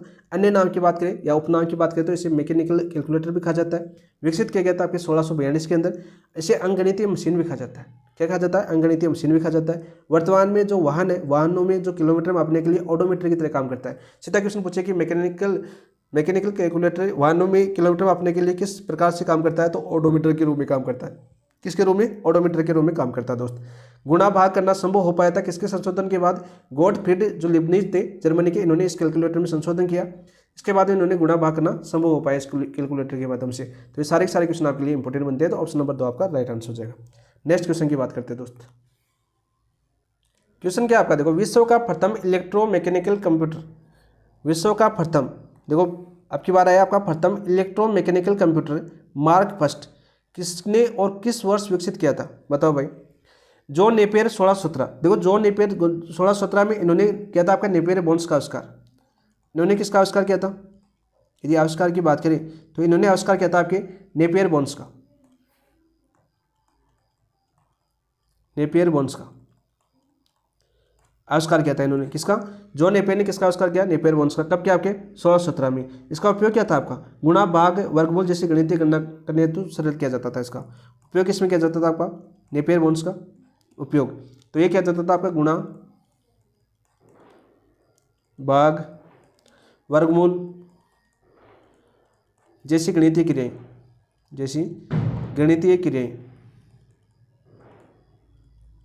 के उपयोग में आता था। कौन सा आपका? Napier bones. देखो हमने शिक्षण सहायक सामग्री पढ़ी थी, हमने आपको करवाया, आपका 3 क्लास से आपकी शिक्षण सहायक सामग्री होती है। तो मैंने यहाँ पर आपके जो अबिकस है, जॉन नेपियर है, ठीक है, नेपियर बोन्स है, आपका इलेक्ट्रोमैकेनिकल कंप्यूटर मार्क फर्स्ट, ये आपके सारे के सारे करवाए थे मैंने यहाँ पर, ठीक है, जो आपकी शिक्षण सहायक सामग्री करवाई थी। तो वहाँ पर जिन दोस्तों ने देखा तो आप देख लीजिए, दोबारा आपको यहाँ पर हो जाएगा। हार्वर्ड आइकेन 1942-44 में किसका आविष्कार किया था इन्होंने? प्रथम इलेक्ट्रोमैकेनिकल कंप्यूटर मार्क फर्स्ट का आविष्कार किया था। तो ऑप्शन नंबर 2 आपका राइट आंसर हो जाएगा। कौन सा हो जाएगा आपका? ऑप्शन नंबर 2 आपका राइट आंसर हो जाएगा, ठीक है दोस्त। चार्ल्स बेबेज हम पढ़ चुके हैं, कंप्यूटर के जनक। एलन ट्यूरिंग हम पढ़ चुके हैं, आपके कंप्यूटर विज्ञान के जनक, ठीक है। दोनों क्वेश्चन आपके आ चुके हैं आपके। तो ऑप्शन नंबर 2 आपका राइट आंसर हो जाएगा। नेक्स्ट क्वेश्चन देखो, बार बार रिपीट इसलिए कर रहा हूँ ताकि आपको याद हो जाए। बहुत अच्छा क्वेश्चन। सूचना प्रणाली यानी इंफॉर्मेशन सिस्टम में निम्नलिखित अवधारणाओं का सही क्रम क्या है? सही क्रम पूछा जाता है। देखो सबसे पहले बात करते हैं रॉ डाटा। रॉ डाटा मतलब आंकड़े तथा तथ्य। हिंदी के मान भी याद कर लीजिए, इंग्लिश में ले लिया मैंने, आंकड़े तथा तथ्य, ठीक है। इन्फॉर्मेशन का मतलब आप सभी जानते हो सूचना होता है, क्या होता है आपका सूचना। नॉलेज, नॉलेज का मतलब क्या होता है आपका ज्ञान। और विजडम, विजडम का मतलब क्या होता है आपका बुद्धि। अब देखो इसका सही क्रम बताना हमें, किसी सूचना प्रणाली में, इंफॉर्मेशन सिस्टम में निम्नलिखित अवधारणाओं का सही क्रम क्या है। तो सबसे पहले क्या आएगा आपका, सबसे पहले आएगा आपका आंकड़े तथा तथ्य, यानी आपके रो डाटा। दूसरे नंबर आएगा सूचना, तीसरे नंबर पर आएगा नॉलेज, और चौथे नंबर पर आएगा आपका विजडम। तो ऑप्शन नंबर एक आपका राइट आंसर हो जाएगा। क्या हो जाएगा आपका, ऑप्शन नंबर एक आपका राइट आंसर हो जाएगा दोस्त। नेक्स्ट क्वेश्चन की बात करते हैं। कंप्यूटर के मुख्य कार्यों में कौन कौन सही है, कंप्यूटर के मुख्य कार्य में कौन कौन सही है। तो ये क्वेश्चन भी बहुत ही अच्छा क्वेश्चन है। हमें क्या दे रखा है, देखो कंप्यूटर के मुख्य कार्यों में कौन कौन सही है। तो डाटा इनपुट भी आपके कंप्यूटर का मुख्य कार्य है, बिल्कुल राइट। डाटा प्रोसेसिंग भी आपका कंप्यूटर का मुख्य कार्य है, बिल्कुल राइट। डाटा आउटपुट भी आपकी बात करें कंप्यूटर का मुख्य कार्य है, बिल्कुल राइट। डाटा संग्रहण भी कंप्यूटर का मुख्य कार्य है, बिल्कुल राइट। तो राइट आंसर तो क्या हो जाएगा आपका 1 2 3 4, तो ऑप्शन नंबर 3 आपका राइट आंसर हो जाएगा। क्या हो जाएगा, ऑप्शन नंबर 3 आपका राइट आंसर हो जाएगा। इसके अलावा देखो आपके कौन कौन से बच गए, आपके 2 कार्य और आपके लगभग आपके 6 कार्य होते हैं आपके। कंप्यूटर का संकलन यानी डाटा संकलन आ जाएगा आपका, कौन सा आ जाएगा आपका डाटा संकलन, ये भी याद कर लेना। यानी 500 की बात करें, एक और हो गया, कौन सा हो गया आपका डाटा विश्लेषण आ जाएगा आपका। डाटा संसाधन है और या डाटा प्रोसेसिंग एक ही आता है आपका। डाटा इनपुट हो गया आपका, डाटा आउटपुट हो गया, और डाटा संग्रहण हो गया। एक हो जाएगा आपका डाटा विश्लेषण, कौन सा जाएगा आपका डाटा विश्लेषण। तो ये छक्के छः याद करना दोस्तों। कंप्यूटर के मुख्य कार्य की बात करें तो डाटा इनपुट है, डाटा प्रोसेसिंग है, डाटा आउटपुट है, डाटा संग्रहण है, डाटा संकलन है, और डाटा विश्लेषण है। ठीक है दोस्तों, राइट आंसर हो जाएगा आपका ऑप्शन नंबर 3। नेक्स्ट बात करते हैं दोस्तों। देखो कंप्यूटर की कौन सी विशेषता इसे लगातार लंबे समय तक बिना थके कार्य करने में सक्षम बनाती है। कौन सी विशेषता, बहुत ही अच्छा क्वेश्चन आपका, मोस्ट क्वेश्चन आपका इंपॉर्टेंट, कि कंप्यूटर की कौन सी विशेषता इसे लगातार लंबे समय तक थके बिना कार्य करने में सक्षम बनाती है। गति यानी स्पीड। तो स्पीड तो क्या होती है, कंप्यूटर बहुत तीव्र गति से कार्य करता है, वो जटिल से जटिल गणनाओं को भी कुछ सेकंड में हल कर देता है। ये आपकी गति की स्पीड हो जाएगी आपकी, यानी गति की बात करें तो कंप्यूटर की विशेषता ये तो हो जाएगी आपकी। सक्षम या लगन की बात करें, ठीक है, सक्षम या लगन या परिश्रमता आ सकती है आपकी, ठीक है, लगन भी आ सकता है। इसके अलावा यहाँ पर आ सकता है आपका परिश्रमिकता। तो यहाँ पर दोस्त इंग्लिश में याद कर लेना, सबसे ईजी रहेगा आपका परिश्रमिता। यदि तीनों नाम भूल जाओगे आप, सक्षमता भी आ सकता है, लगन भी आ सकता है, परिश्रमिता भी आ सकता है, एक ही नाम आपको देखने को मिलेगा वहाँ पर। तो यहाँ पर आपको सीधा आपका डिलीजेंस भी याद करना है। आपको सीधा क्वेश्चन पूछे तो आपको इंग्लिश में याद करना है दोस्तों, मैं बता देता हूँ पहले ही, क्योंकि थोड़ा बहुत यदि ICT में आप इंग्लिश का यूज करोगे तो थोड़ी सी सरल हो जाएगी, क्योंकि ऐसे हिंदी के नाम आपके उपनाम वगैरह 2-3 होते हैं तो ये कन्फ्यूज हो सकते हो आप। तो इसलिए इंग्लिश में थोड़ा इंग्लिश में याद करने की कोशिश करना। तो ये क्या करता है आपका जो सक्षमता, लगन आपकी या परिश्रमिकता है, ये क्या करता है आपका कंप्यूटर के कार्य करते करते कभी भी थकता नहीं है तथा निरंतर एक कंठों से कार्य करने पर भी उसकी एकाग्रता या गति एक साथ कार्य रहता है। तो कौन सक्षम बनाता है आपका, ऑप्शन नंबर 2 आपका राइट आंसर हो जाएगा। स्मरण शक्ति, ये भी आपके कंप्यूटर की प्रमुख विशेषता है। देखो विशेषता तो आपके चारों ही है, लेकिन आपकी विशेषताओं को दे रखा है कि लंबे समय तक बिना थके कार्य करने में सक्षम बनाती है आपकी। तो वो कौन सी बनाती है आपकी, सक्षमता बनाती है। ठीक है, ऑप्शन नंबर 2 आपका राइट आंसर हो जाएगा। स्मरण शक्ति में क्या होता है, कंप्यूटर में मानव मस्तिष्क की तरह स्मरण शक्ति होती है। कंप्यूटर में क्या होती है आपकी, मानव मस्तिष्क की तरह स्मरण शक्ति, मानव मस्तिष्क की तरह स्मरण शक्ति होती है। क्या होती है आपकी, मानव मस्तिष्क की तरह स्मरण शक्ति होती है। सीधा क्वेश्चन पूछा जाता है, सीधा क्वेश्चन आपको पूछा जाता है। ठीक है, यानी कि आपके लाखों करोड़ों आंकड़े संग्रह करके रख सकता है स्मरण शक्ति, यानी कंप्यूटर अपने अंदर आवश्यकता अनुसार इन आंकड़ों को कभी भी फिर से देखा जा सकता है। कंप्यूटर के अंदर डाटा स्टोर होता है ना, डाटा का संग्रहण। अभी हमने देखा था पीछे मुख्य कार्य, देखो पीछे मुख्य कार्य देखा था हमने, डाटा संग्रहण, ये देखो चौथा कार्य।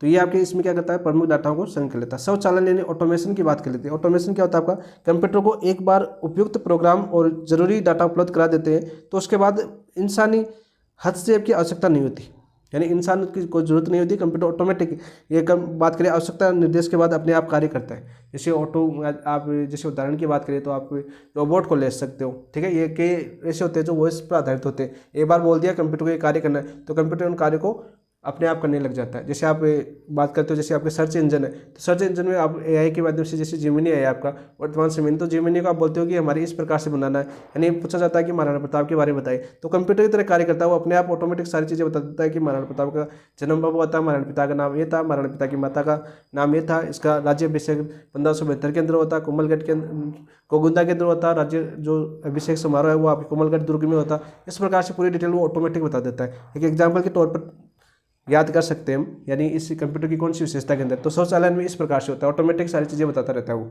तो ऑप्शन नंबर 2 आपका राइट आंसर हो जाएगा। नेक्स्ट क्वेश्चन की बात करते हैं दोस्तों। तो ये भी याद कर लेना भाई, ये पूछ ले कंप्यूटर की विशेषता कौन कौन सी है, तो गति है, ठीक है, सक्षमता है, स्मरण शक्ति है, स्वचालन है। इसके अलावा नेक्स्ट क्वेश्चन ये भी आपकी कंप्यूटर की विशेषता से पूछा है आपका। क्या क्वेश्चन है देखो, कंप्यूटर की कौन सी विशेषता इसे विभिन्न क्षेत्रों में जैसे शिक्षा, स्वास्थ्य, अनुसंधान और मनोरंजन में उपयोगी बनाती है। गति स्पीड तो क्या होती है आपकी, थ्योरी कैलकुलेशन, व्यापक या बहुमुखी उपयोगिता, या सटीकता, या संग्रह क्षमता। तो व्यापक बहुमुखी क्या होती है आपकी, ये कंप्यूटर का प्रयोग विभिन्न कार्यों में जैसे आपके स्कूल, कॉलेज, अस्पताल, फैक्ट्री, कार्यालय, अनुसंधान, मौसम विभाग आदि में क्या करती है आपकी, उपयोगी करती है। ठीक है, तो राइट आंसर क्या हो जाएगा आपका, राइट आंसर हो जाएगा आपका ऑप्शन नंबर 2, व्यापक एवं बहुमुखी उपयोगिता। ठीक है, सटीकता हम देख चुके हैं आपकी, सटीकता का बात करें तो सटीकता क्या होती है आपकी, बताओ भाई, विशेषता आपकी सटीकता, बताओ। शुद्धता, सटीकता की जगह शुद्धता भी आ सकता है अभी। तो इंग्लिश में याद करने की कोशिश ज़्यादा करना, एक्यूरेसी। ठीक है, यानी कंप्यूटर में प्राप्त परिणाम हमेशा शुद्ध होते हैं। कंप्यूटर से जो परिणाम प्राप्त होते हैं वो क्या होते हैं आपके, हमेशा शुद्ध होते हैं। ठीक है, यानी कंप्यूटर को एक बार सही निर्देश देने के बाद वह सारे परिणाम सही निकालता है। ठीक, कंप्यूटर से प्राप्त परिणाम में होने वाली गलतियों मानवीय गलतियों के कारण होती है। यानी कंप्यूटर खुद गलती नहीं करता, कंप्यूटर में जो गलती होती है वो किसके कारण होती है, मानवीय की, यानी मानव जो चलाता है ना उसके द्वारा गलती होती है। ठीक है, यदि वो सही आंकड़े फिक्स करता है तो वो सही परिणाम देता है।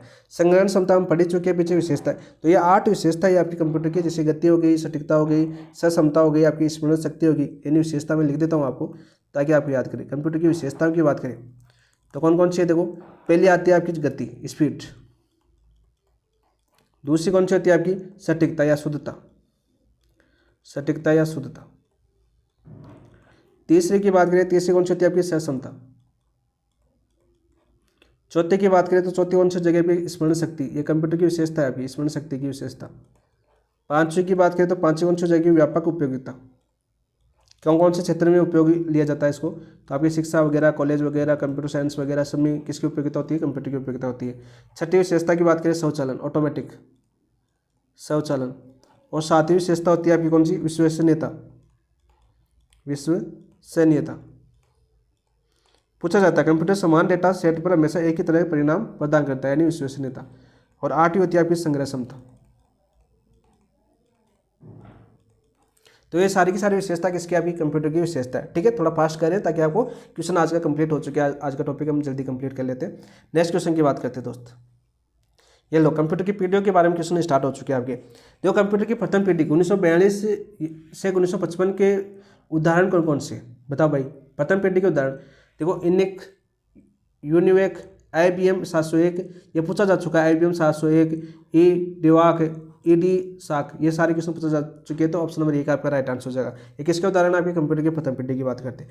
तो प्रथम पीढ़ी की बात करें तो ये आपकी 1942 से 1955 तक चली थी। मुख्य तकनीक क्या थी इसमें, मुख्य तकनीक की बात करें तो मुख्य तकनीक थी आपकी वैक्यूम ट्यूब। क्या थी दोस्त, वैक्यूम ट्यूब। यानी पहली पीढ़ी के कंप्यूटर किस पर कार्य करते थे आपके, वैक्यूम ट्यूब पर कार्य करते थे। याद कर लेना, किस पर, वैक्यूम ट्यूब पर। ठीक है, स्टोरेज डिवाइस क्या थी इसमें, प्रथम पीढ़ी कंप्यूटर में स्टोरेज डिवाइस के रूप में किसका उपयोग किया जाता था, स्टोरेज डिवाइस। तो स्टोरेज डिवाइस के रूप में उपयोग किया जाता था आपके पंच कार्ड, किसका, पंच कार्ड, और आपके मैग्नेटिक ड्रम, मैग्नेटिक ड्रम का। सीधा क्वेश्चन पूछा जाता है कि स्टोरेज डिवाइस का किस में किया जाता था, यानी बात करें आपके प्रथम पीढ़ी के अंदर तो पंच कार्ड का उपयोग किया जाता है या आपके मैग्नेटिक ड्रम का उपयोग किया जाता था, याद होना चाहिए आपको। ठीक है, मुख्य तकनीक क्या थी, वैक्यूम ट्यूब थी। प्रोग्रामिंग भाषा कौन सी थी इनकी, यानी प्रथम पीढ़ी में आपकी बात करें प्रोग्रामिंग भाषा, प्रोग्रामिंग, थोड़ा सही लिख देता हूँ, काफ़ी दोस्त पेंट भी निकलवाते हैं, मैं भूल जाता हूँ ना, फास्ट लिखने में थोड़ा ख़राब लिखता है आपका। ठीक है, प्रोग्रामिंग भाषा की बात करते हैं तो कौन कौन सी आपकी भाषा, तो प्रोग्रामिंग भाषा आपकी मशीनी भाषा और असेंबली भाषा। यानी प्रथम पीढ़ी में किसकी भाषा, कौन सी भाषा का उपयोग किया गया था, आपका मशीनी भाषा का और आपकी असेंबली भाषा का। ये पूछे जा चुके सारे क्वेश्चन, असेंबली भाषा। ठीक है दोस्त, इसके अलावा बात करें ऑपरेटिंग सिस्टम कौन से थे, प्रथम पीढ़ी में बात करें कोई भी ऑपरेटिंग सिस्टम नहीं था आपका। ठीक है, ऑपरेटिंग OS की बात करें तो कोई नहीं। विशेषता की बात कर लेते हैं, आपकी प्रथम पीढ़ी की विशेषता क्या क्या थी, तो विशेषता थी देखो बहुत बड़ा आकार था इसका, बहुत बड़ा आकार। तो सीधा क्वेश्चन पूछे कि प्रथम पीढ़ी के कंप्यूटर का आकार कैसा था, बहुत बड़ा। महंगा, बहुत महंगा था ये आपका, बहुत महंगा, तो बहुत महंगा हो गया। ठीक है, बहुत धीमा चलता था ये, कैसा चलता था, बहुत धीमा चलता था। ठीक है, ऊर्जा खपत बहुत अधिक होती थी, ऊर्जा खपत बहुत अधिक। और एग्जाम्पल की बात करें तो एग्जाम्पल आपको दी हुई है यहाँ पे, इनिक हो गया आपका, यूनिवेक हो गया आपका, IBM 701 हो गया, ईडी वाक हो गया आपका, ईडी साक हो गया। ये क्वेश्चन आपके लास्ट टाइम 2022 में भी आपकी रीट के अंदर पूछा गया था। ठीक है, तो याद कर सकते हो, ऑप्शन नंबर 1 आपका राइट आंसर हो जाएगा। क्या जाएगा आपका, ऑप्शन नंबर 1 आपका राइट आंसर। नेक्स्ट क्वेश्चन की बात करते हैं दोस्त। कंप्यूटर की तृतीय पीढ़ी किस वर्ष में किस वर्ष तक थी, यानी कंप्यूटर की तृतीय पीढ़ी की बात करें, देखो 1942 से 1955, ये तो आपकी कौन सी जाएगी, प्रथम पीढ़ी, प्रथम पीढ़ी। याद करो 1964 से 1975, ये कौन सी जाएगी आपकी तृतीय पीढ़ी। ऑप्शन नंबर 2 आपका राइट आंसर हो जाएगा। 1975 से 1989, तो ये कौन सी जाएगी आपकी चतुर्थ पीढ़ी, चतुर्थ पीढ़ी। और 1989 से वर्तमान तक कौन सी चल रही है आपकी, पंचम पीढ़ी, यानी पांचवी। अब तक पांचवी पीढ़ी चल रही है, वर्तमान में कौन सी पीढ़ी चल रही है आपकी, पांचवी पीढ़ी चल रही है। तो यहाँ पर हमें पूछा गया कि तृतीय पीढ़ी, देखो तृतीय पीढ़ी की बात यहाँ पर कर लेते हैं। ठीक है, वर्ष की बात कर लेते हैं, तो भाई तृतीय पीढ़ी की बात करते हैं। यहाँ पर पूरी चीज़ें याद कर लेते हैं, जैसा कि हमने प्रथम पीढ़ी की बात की। कब से कब तक चली आपकी तृतीय पीढ़ी, 1964 से लेकर 1975 तक चली। डेट आपको याद होनी चाहिए। दूसरा क्वेश्चन पूछा जाएगा, इसमें मुख्य तकनीक क्या थी आपकी, मुख्य तकनीक भाई किसका उपयोग किया जाता था, यानी जैसे आपके जो प्रथम पीढ़ी में हमने पढ़ा कि वैक्यूम ट्यूब का उपयोग किया जाता था, इसमें क्या किया था आपका IC का उपयोग, यानी आपकी इंटीग्रेटेड चिप का उपयोग किया गया था। किसका, इंटीग्रेटेड चिप का उपयोग, इसका उपयोग किया गया था आपका, इंटीग्रेटेड चिप का उपयोग किया गया था। ठीक है, सीधा क्वेश्चन पूछे। इसके बाद करें स्टोरेज डिवाइस, स्टोरेज डिवाइस की बात करें कि तृतीय पीढ़ी में स्टोरेज डिवाइस के रूप में किसका उपयोग किया गया था, तो वो क्या गया था आपका, देखो मैग्नेटिक डिस्क और हार्ड डिस्क। कौन से डिस्क, मैग्नेटिक डिस्क और हार्ड डिस्क, मैग्नेटिक डिस्क और कौन सी आपकी, हार्ड डिस्क। याद हुआ कि नहीं हुआ कि भाई स्टोरेज डिवाइस के रूप में तृतीय पीढ़ी में किसका उपयोग किया गया था आपका, मैग्नेटिक डिस्क और हार्ड डिस्क का उपयोग किया गया था। सीधा क्वेश्चन पूछा जाता है। प्रोग्रामिंग भाषा, चौथा क्वेश्चन आपका प्रोग्रामिंग भाषा का पूछा जाता है। प्रोग्रामिंग भाषा कौन सी भाषा थी आपकी भाई तृतीय पीढ़ी के अंदर, तो वो थी आपकी उच्च स्तरीय उन्नत भाषा, उच्च स्तरीय उन्नत भाषा। जैसे बात करते हैं आपकी C या C++, ठीक है, C या C++, ये क्वेश्चन आपका पूछा जा चुका है। ठीक है, और यहाँ पर बात करें जो ऑपरेटिंग सिस्टम की बात करें, ऑपरेटिंग सिस्टम कौन सा था आपका, मल्टी प्रोग्रामिंग OS था। कौन सा था आपका, मल्टी प्रोग्रामिंग OS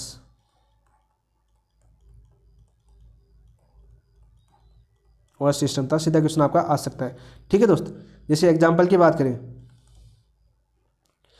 एग्जाम्पल से पहले विशेषता देख लेते हैं। इसकी विशेषता, इसकी विशेषता क्या क्या थी, तो देखो विशेषताओं की बात करें, आपका मिनी कंप्यूटर का आरंभ हो गया था आपका, सॉरी विशेषता, इसकी विशेषता नहीं थी, इसकी तो विशेषता नहीं थी, ये तो सबसे बेस्ट था आपका वैसे देखिए उस टाइम का। लेकिन यहाँ पर बात करें एग्जाम्पल की बात करते हैं, एग्जाम्पल कौन सा जगह का, PDP 11। ठीक है, इसके अलावा आपका IBM 360, IBM 360, इसके अलावा याद कर लेना IBM 370, IBM 370। तो इस प्रकार से आप याद कर सकते हो कि तृतीय पीढ़ी में जो उदाहरण की बात करें तो ये थी आपकी तृतीय पीढ़ी। इसके अंदर आपके मुख्य तकनीकी किसका उपयोग किया गया था, आपके इंटीग्रेटेड चिप का प्रयोग किया गया था, IC का। पहले के अंदर वैक्यूम ट्यूब का, दूसरे के अंदर ट्रांजिस्टर का, तीसरे के अंदर इसका उपयोग किया गया था। दूसरा और पढ़ लेंगे हम अभी, देखो क्वेश्चन आ जाएगा अपना। प्रोग्रामिंग भाषा की बात करें, उच्च स्तरीय भाषा उन्नत भाषा C++ थी। OS आपका मल्टी प्रोग्रामिंग OS था। एग्जाम्पल की बात करें तो PDP 11 और IBM 360 और IBM 370 की बात करते हैं। नेक्स्ट क्वेश्चन की बात करते हैं दोस्त, ये देखो चौथी पीढ़ी आ गई आपकी। चतुर्थ पीढ़ी के कंप्यूटरों में मुख्य तकनीक कौन सी थी, चतुर्थ पीढ़ी के कंप्यूटर में मुख्य तकनीक कौन सी थी, मशीनी भाषा थी, तो वो पंचकार था। तो पंचकार तो कौन सी था आपका, प्रथम पीढ़ी में था, प्रथम पीढ़ी, जो आपकी स्टोरेज डिवाइस के रूप में उपयोग किया गया था। किसमें, स्टोरेज डिवाइस, अब भूल नहीं जाओगे आप, ठीक है, क्योंकि हर ऑप्शन को हम व्याख्या इसलिए कर रहे हैं ताकि आपको याद हो। क्लाउड स्टोरेज, ठीक है, क्लाउड स्टोरेज था आपका पंचम पीढ़ी में स्टोरेज के रूप में, कौन सी में, पंचम पीढ़ी स्टोरेज डिवाइस। सीधा पूछेगी क्लाउड स्टोरेज का उपयोग कब किया गया, वर्तमान समय में। क्लाउड का उपयोग कब किया गया आपके वर्तमान यानी पंचम पीढ़ी के अंदर, ठीक है, सीधा क्वेश्चन पूछा जा सकता है। माइक्रो प्रोसेसर और VLSI आपके चतुर्थ पीढ़ी में आपकी मुख्य तकनीक थी, तो ऑप्शन नंबर 2 आपका राइट आंसर हो जाएगा। क्या हो जाएगा आपका, ऑप्शन नंबर 2 आपका राइट आंसर हो जाएगा। देखो बात करते हैं आपकी चतुर्थ पीढ़ी। सबसे पहले चतुर्थ पीढ़ी कब से चली, 1975 से लेकर 1989 तक, 1975 से 1989 तक चली, सीधा क्वेश्चन पूछा जाता है, ठीक है। मुख्य तकनीक की बात करें, मुख्य तकनीक कौन सा हो जाएगा आपका, माइक्रो प्रोसेसर और VLSI हो जाएगा। कौन सा, माइक्रो प्रोसेसर और VLSI, ठीक है, सीधा क्वेश्चन पूछा जाता है। स्टोरेज डिवाइस, भाई स्टोरेज डिवाइस की बात कर लेते हैं यहाँ पर आगे। मुख्य तकनीक हो गया तो स्टोरेज डिवाइस के रूप में चतुर्थ पीढ़ी में किसका उपयोग किया गया था आपका, SSD। और वर्तमान में जो लैपटॉप आती है SSD के मुख्य बढ़िया लैपटॉप आती है ना, अच्छी तरह की बात करें। ऑप्टिकल डिस्क, ऑप्टिकल डिस्क वर्तमान समय में SSD का ज़्यादा उपयोग किया जाता है, याद कर लेना दोस्तों। और इसके अंदर बात करें ऑपरेटिंग सिस्टम, ऑपरेटिंग सिस्टम चतुर्थ पीढ़ी में ऑपरेटिंग सिस्टम की बात करते हैं हम,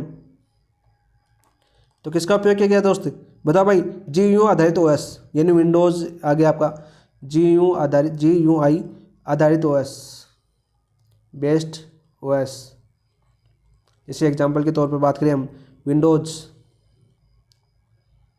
ठीक है, लिनक्स भी आ सकता है, लिनक्स, मार्क भी आ सकता है आपका।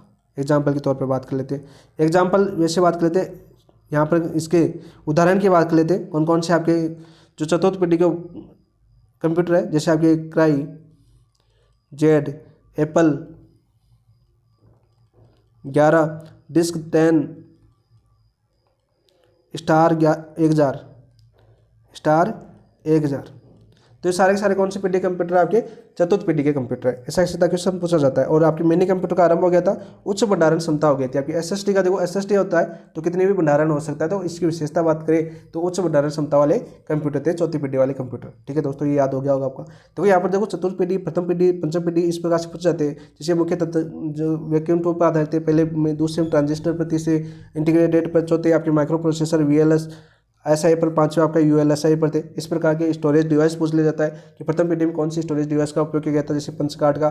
दूसरे में पूछे तो आपके मैग्नेटिक टेप का, कोड डिस्क का उपयोग किया गया था। तीसरे में पूछे आपकी तीसरी पीढ़ी में आपके हार्ड डिस्क का उपयोग किया गया था। और चतुर्थ पीढ़ी में आपके SSD का उपयोग किया गया। यानी पहले हार्ड डिस्क आती थी, वर्तमान में भी हार्ड डिस्क और SSD वाले बड़े लैपटॉप आते हैं, इसे सुनने में आता है, ठीक है।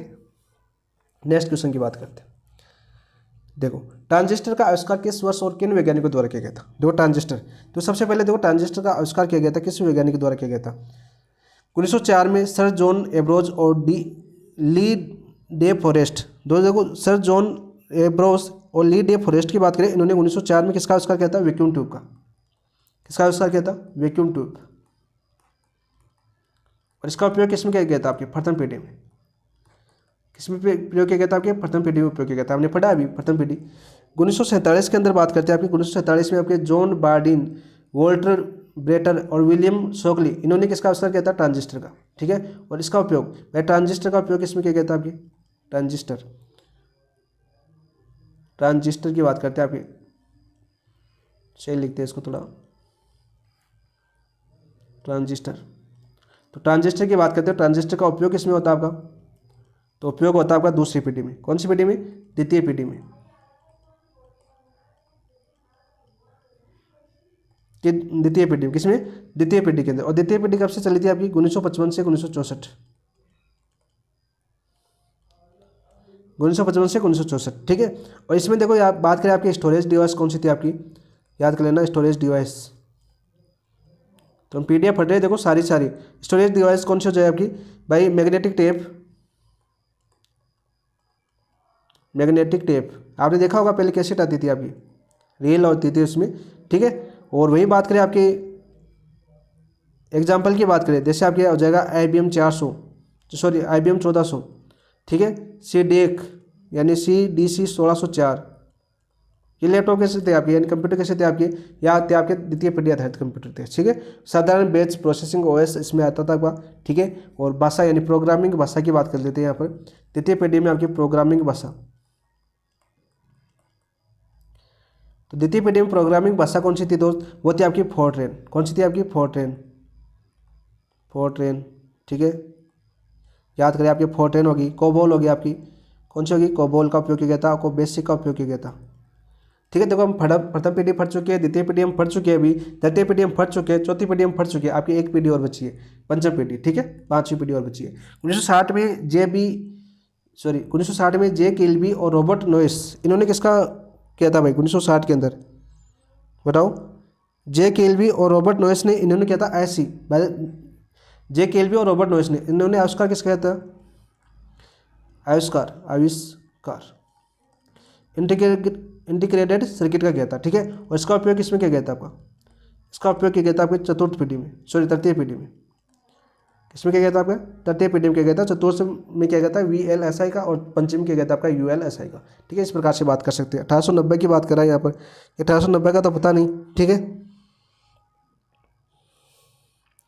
हरमन लोरेंथ, ये हम पीछे पढ़ चुके हैं। हरमन लोरेंथ का एक क्वेश्चन तो था, वही क्या था मुझे याद आ रहा है थोड़ा सा, लेकिन यहाँ पर याद कर लें दोस्तों। अर्धचालक युक्ति थी आपकी IC इंटीग्रेटेड। बात करें मोनोलिथिक भी कहा जाता है। ठीक है, IC को सेमीकंडक्टर से बनाने के कारण इसे मोनोलिथिक कहा जाता है। IC तो क्या कहा जाता है, मोनोलिथिक भी कहा जाता है।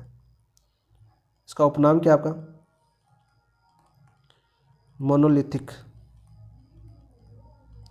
देखो याद होनी चाहिए सारी जो इंपॉर्टेंट जितने फैक्ट क्वेश्चन बनते हैं वो आपको सारी यहाँ पर करवाने की कोशिश कर रहा हूँ। क्लास काफ़ी लंबी हो चुकी है आज की अपनी।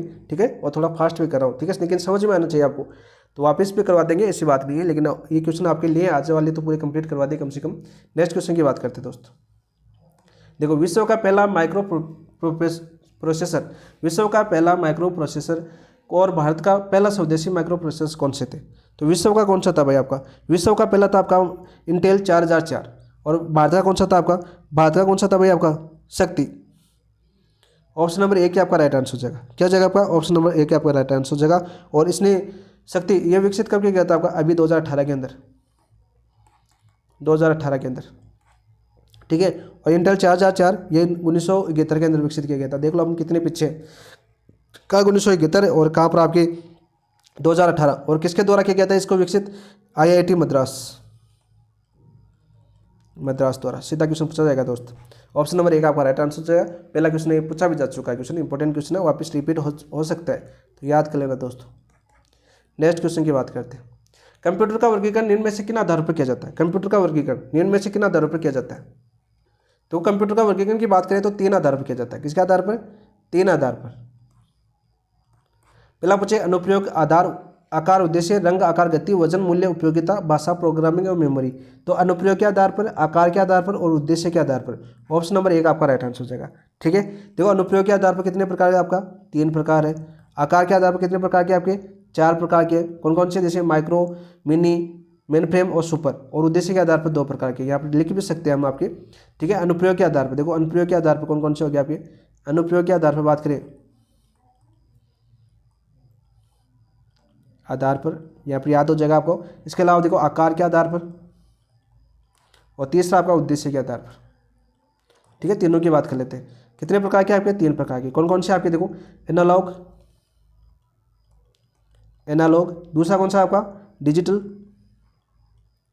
तीसरा कौन सा आपका हाइब्रिड। ठीक है दोस्तों, आकार के आधार पर देखो कितने प्रकार के, 4 प्रकार के। Micro computer, mini computer, micro computer, mini computer. ठीक है, मेन फ्रेम कंप्यूटर और आपका सुपर कंप्यूटर। ये 4 हो गए। और उद्देश्य के आधार पर 2 है आपका, सामान्य और विशिष्ट। सामान्य उद्देश्य आधारित कंप्यूटर और विशिष्ट उद्देश्य आधारित कंप्यूटर। तो ये आपके इस प्रकार के 3 आधार पर बांटा गया दोस्तों। याद कर लेना, तीनों आधार पूछा जा सकता है। देखो क्वेश्चन आ गया आपका, क्वेश्चन पूछा गया, इंपॉर्टेंट क्वेश्चन है। सीधा पूछेगा कि कंप्यूटर का में से किन आधार पर किया जाता है, तो अनुप्रयोग, आकार, उद्देश्य। सीधा क्वेश्चन आपका देखो पूछ लिया गया। आगे पूछ लिया कि अनुप्रयोग के आधार पर कितने भागों बांटा गया, 3 भागों में। आकार के आधार पर कितने भागों बांटा गया, 4 प्रकार के। उद्देश्य के आधार पर कितने भागों बांटा गया, 2 प्रकार के। इस प्रकार से क्वेश्चन पूछा जा सकता है। तो ऑप्शन नंबर 1 आपका राइट आंसर हो जाएगा। नेक्स्ट देखो अनुप्रयोग के आधार पर कंप्यूटर कितने प्रकार के थे, तो 3 प्रकार के, ठीक है। कौन कौन से? Analogue computer, digital computer, hybrid computer. Analogue, digital,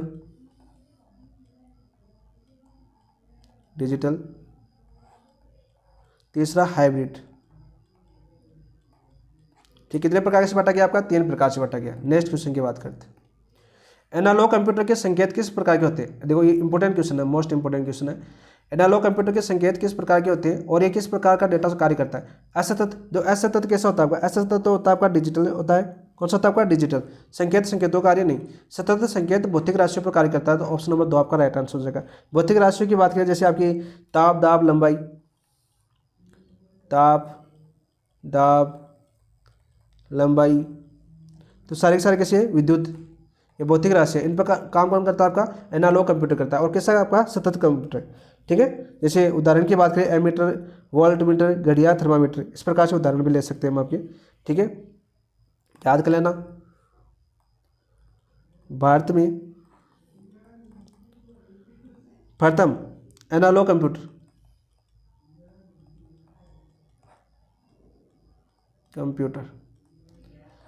Bharat में प्रथम एनालॉग कंप्यूटर की बात कर दें तो भारत में प्रथम एनालॉग कंप्यूटर विकसित किसने किया था? आपके शर्मेंद्र कुमार ने विकसित किया।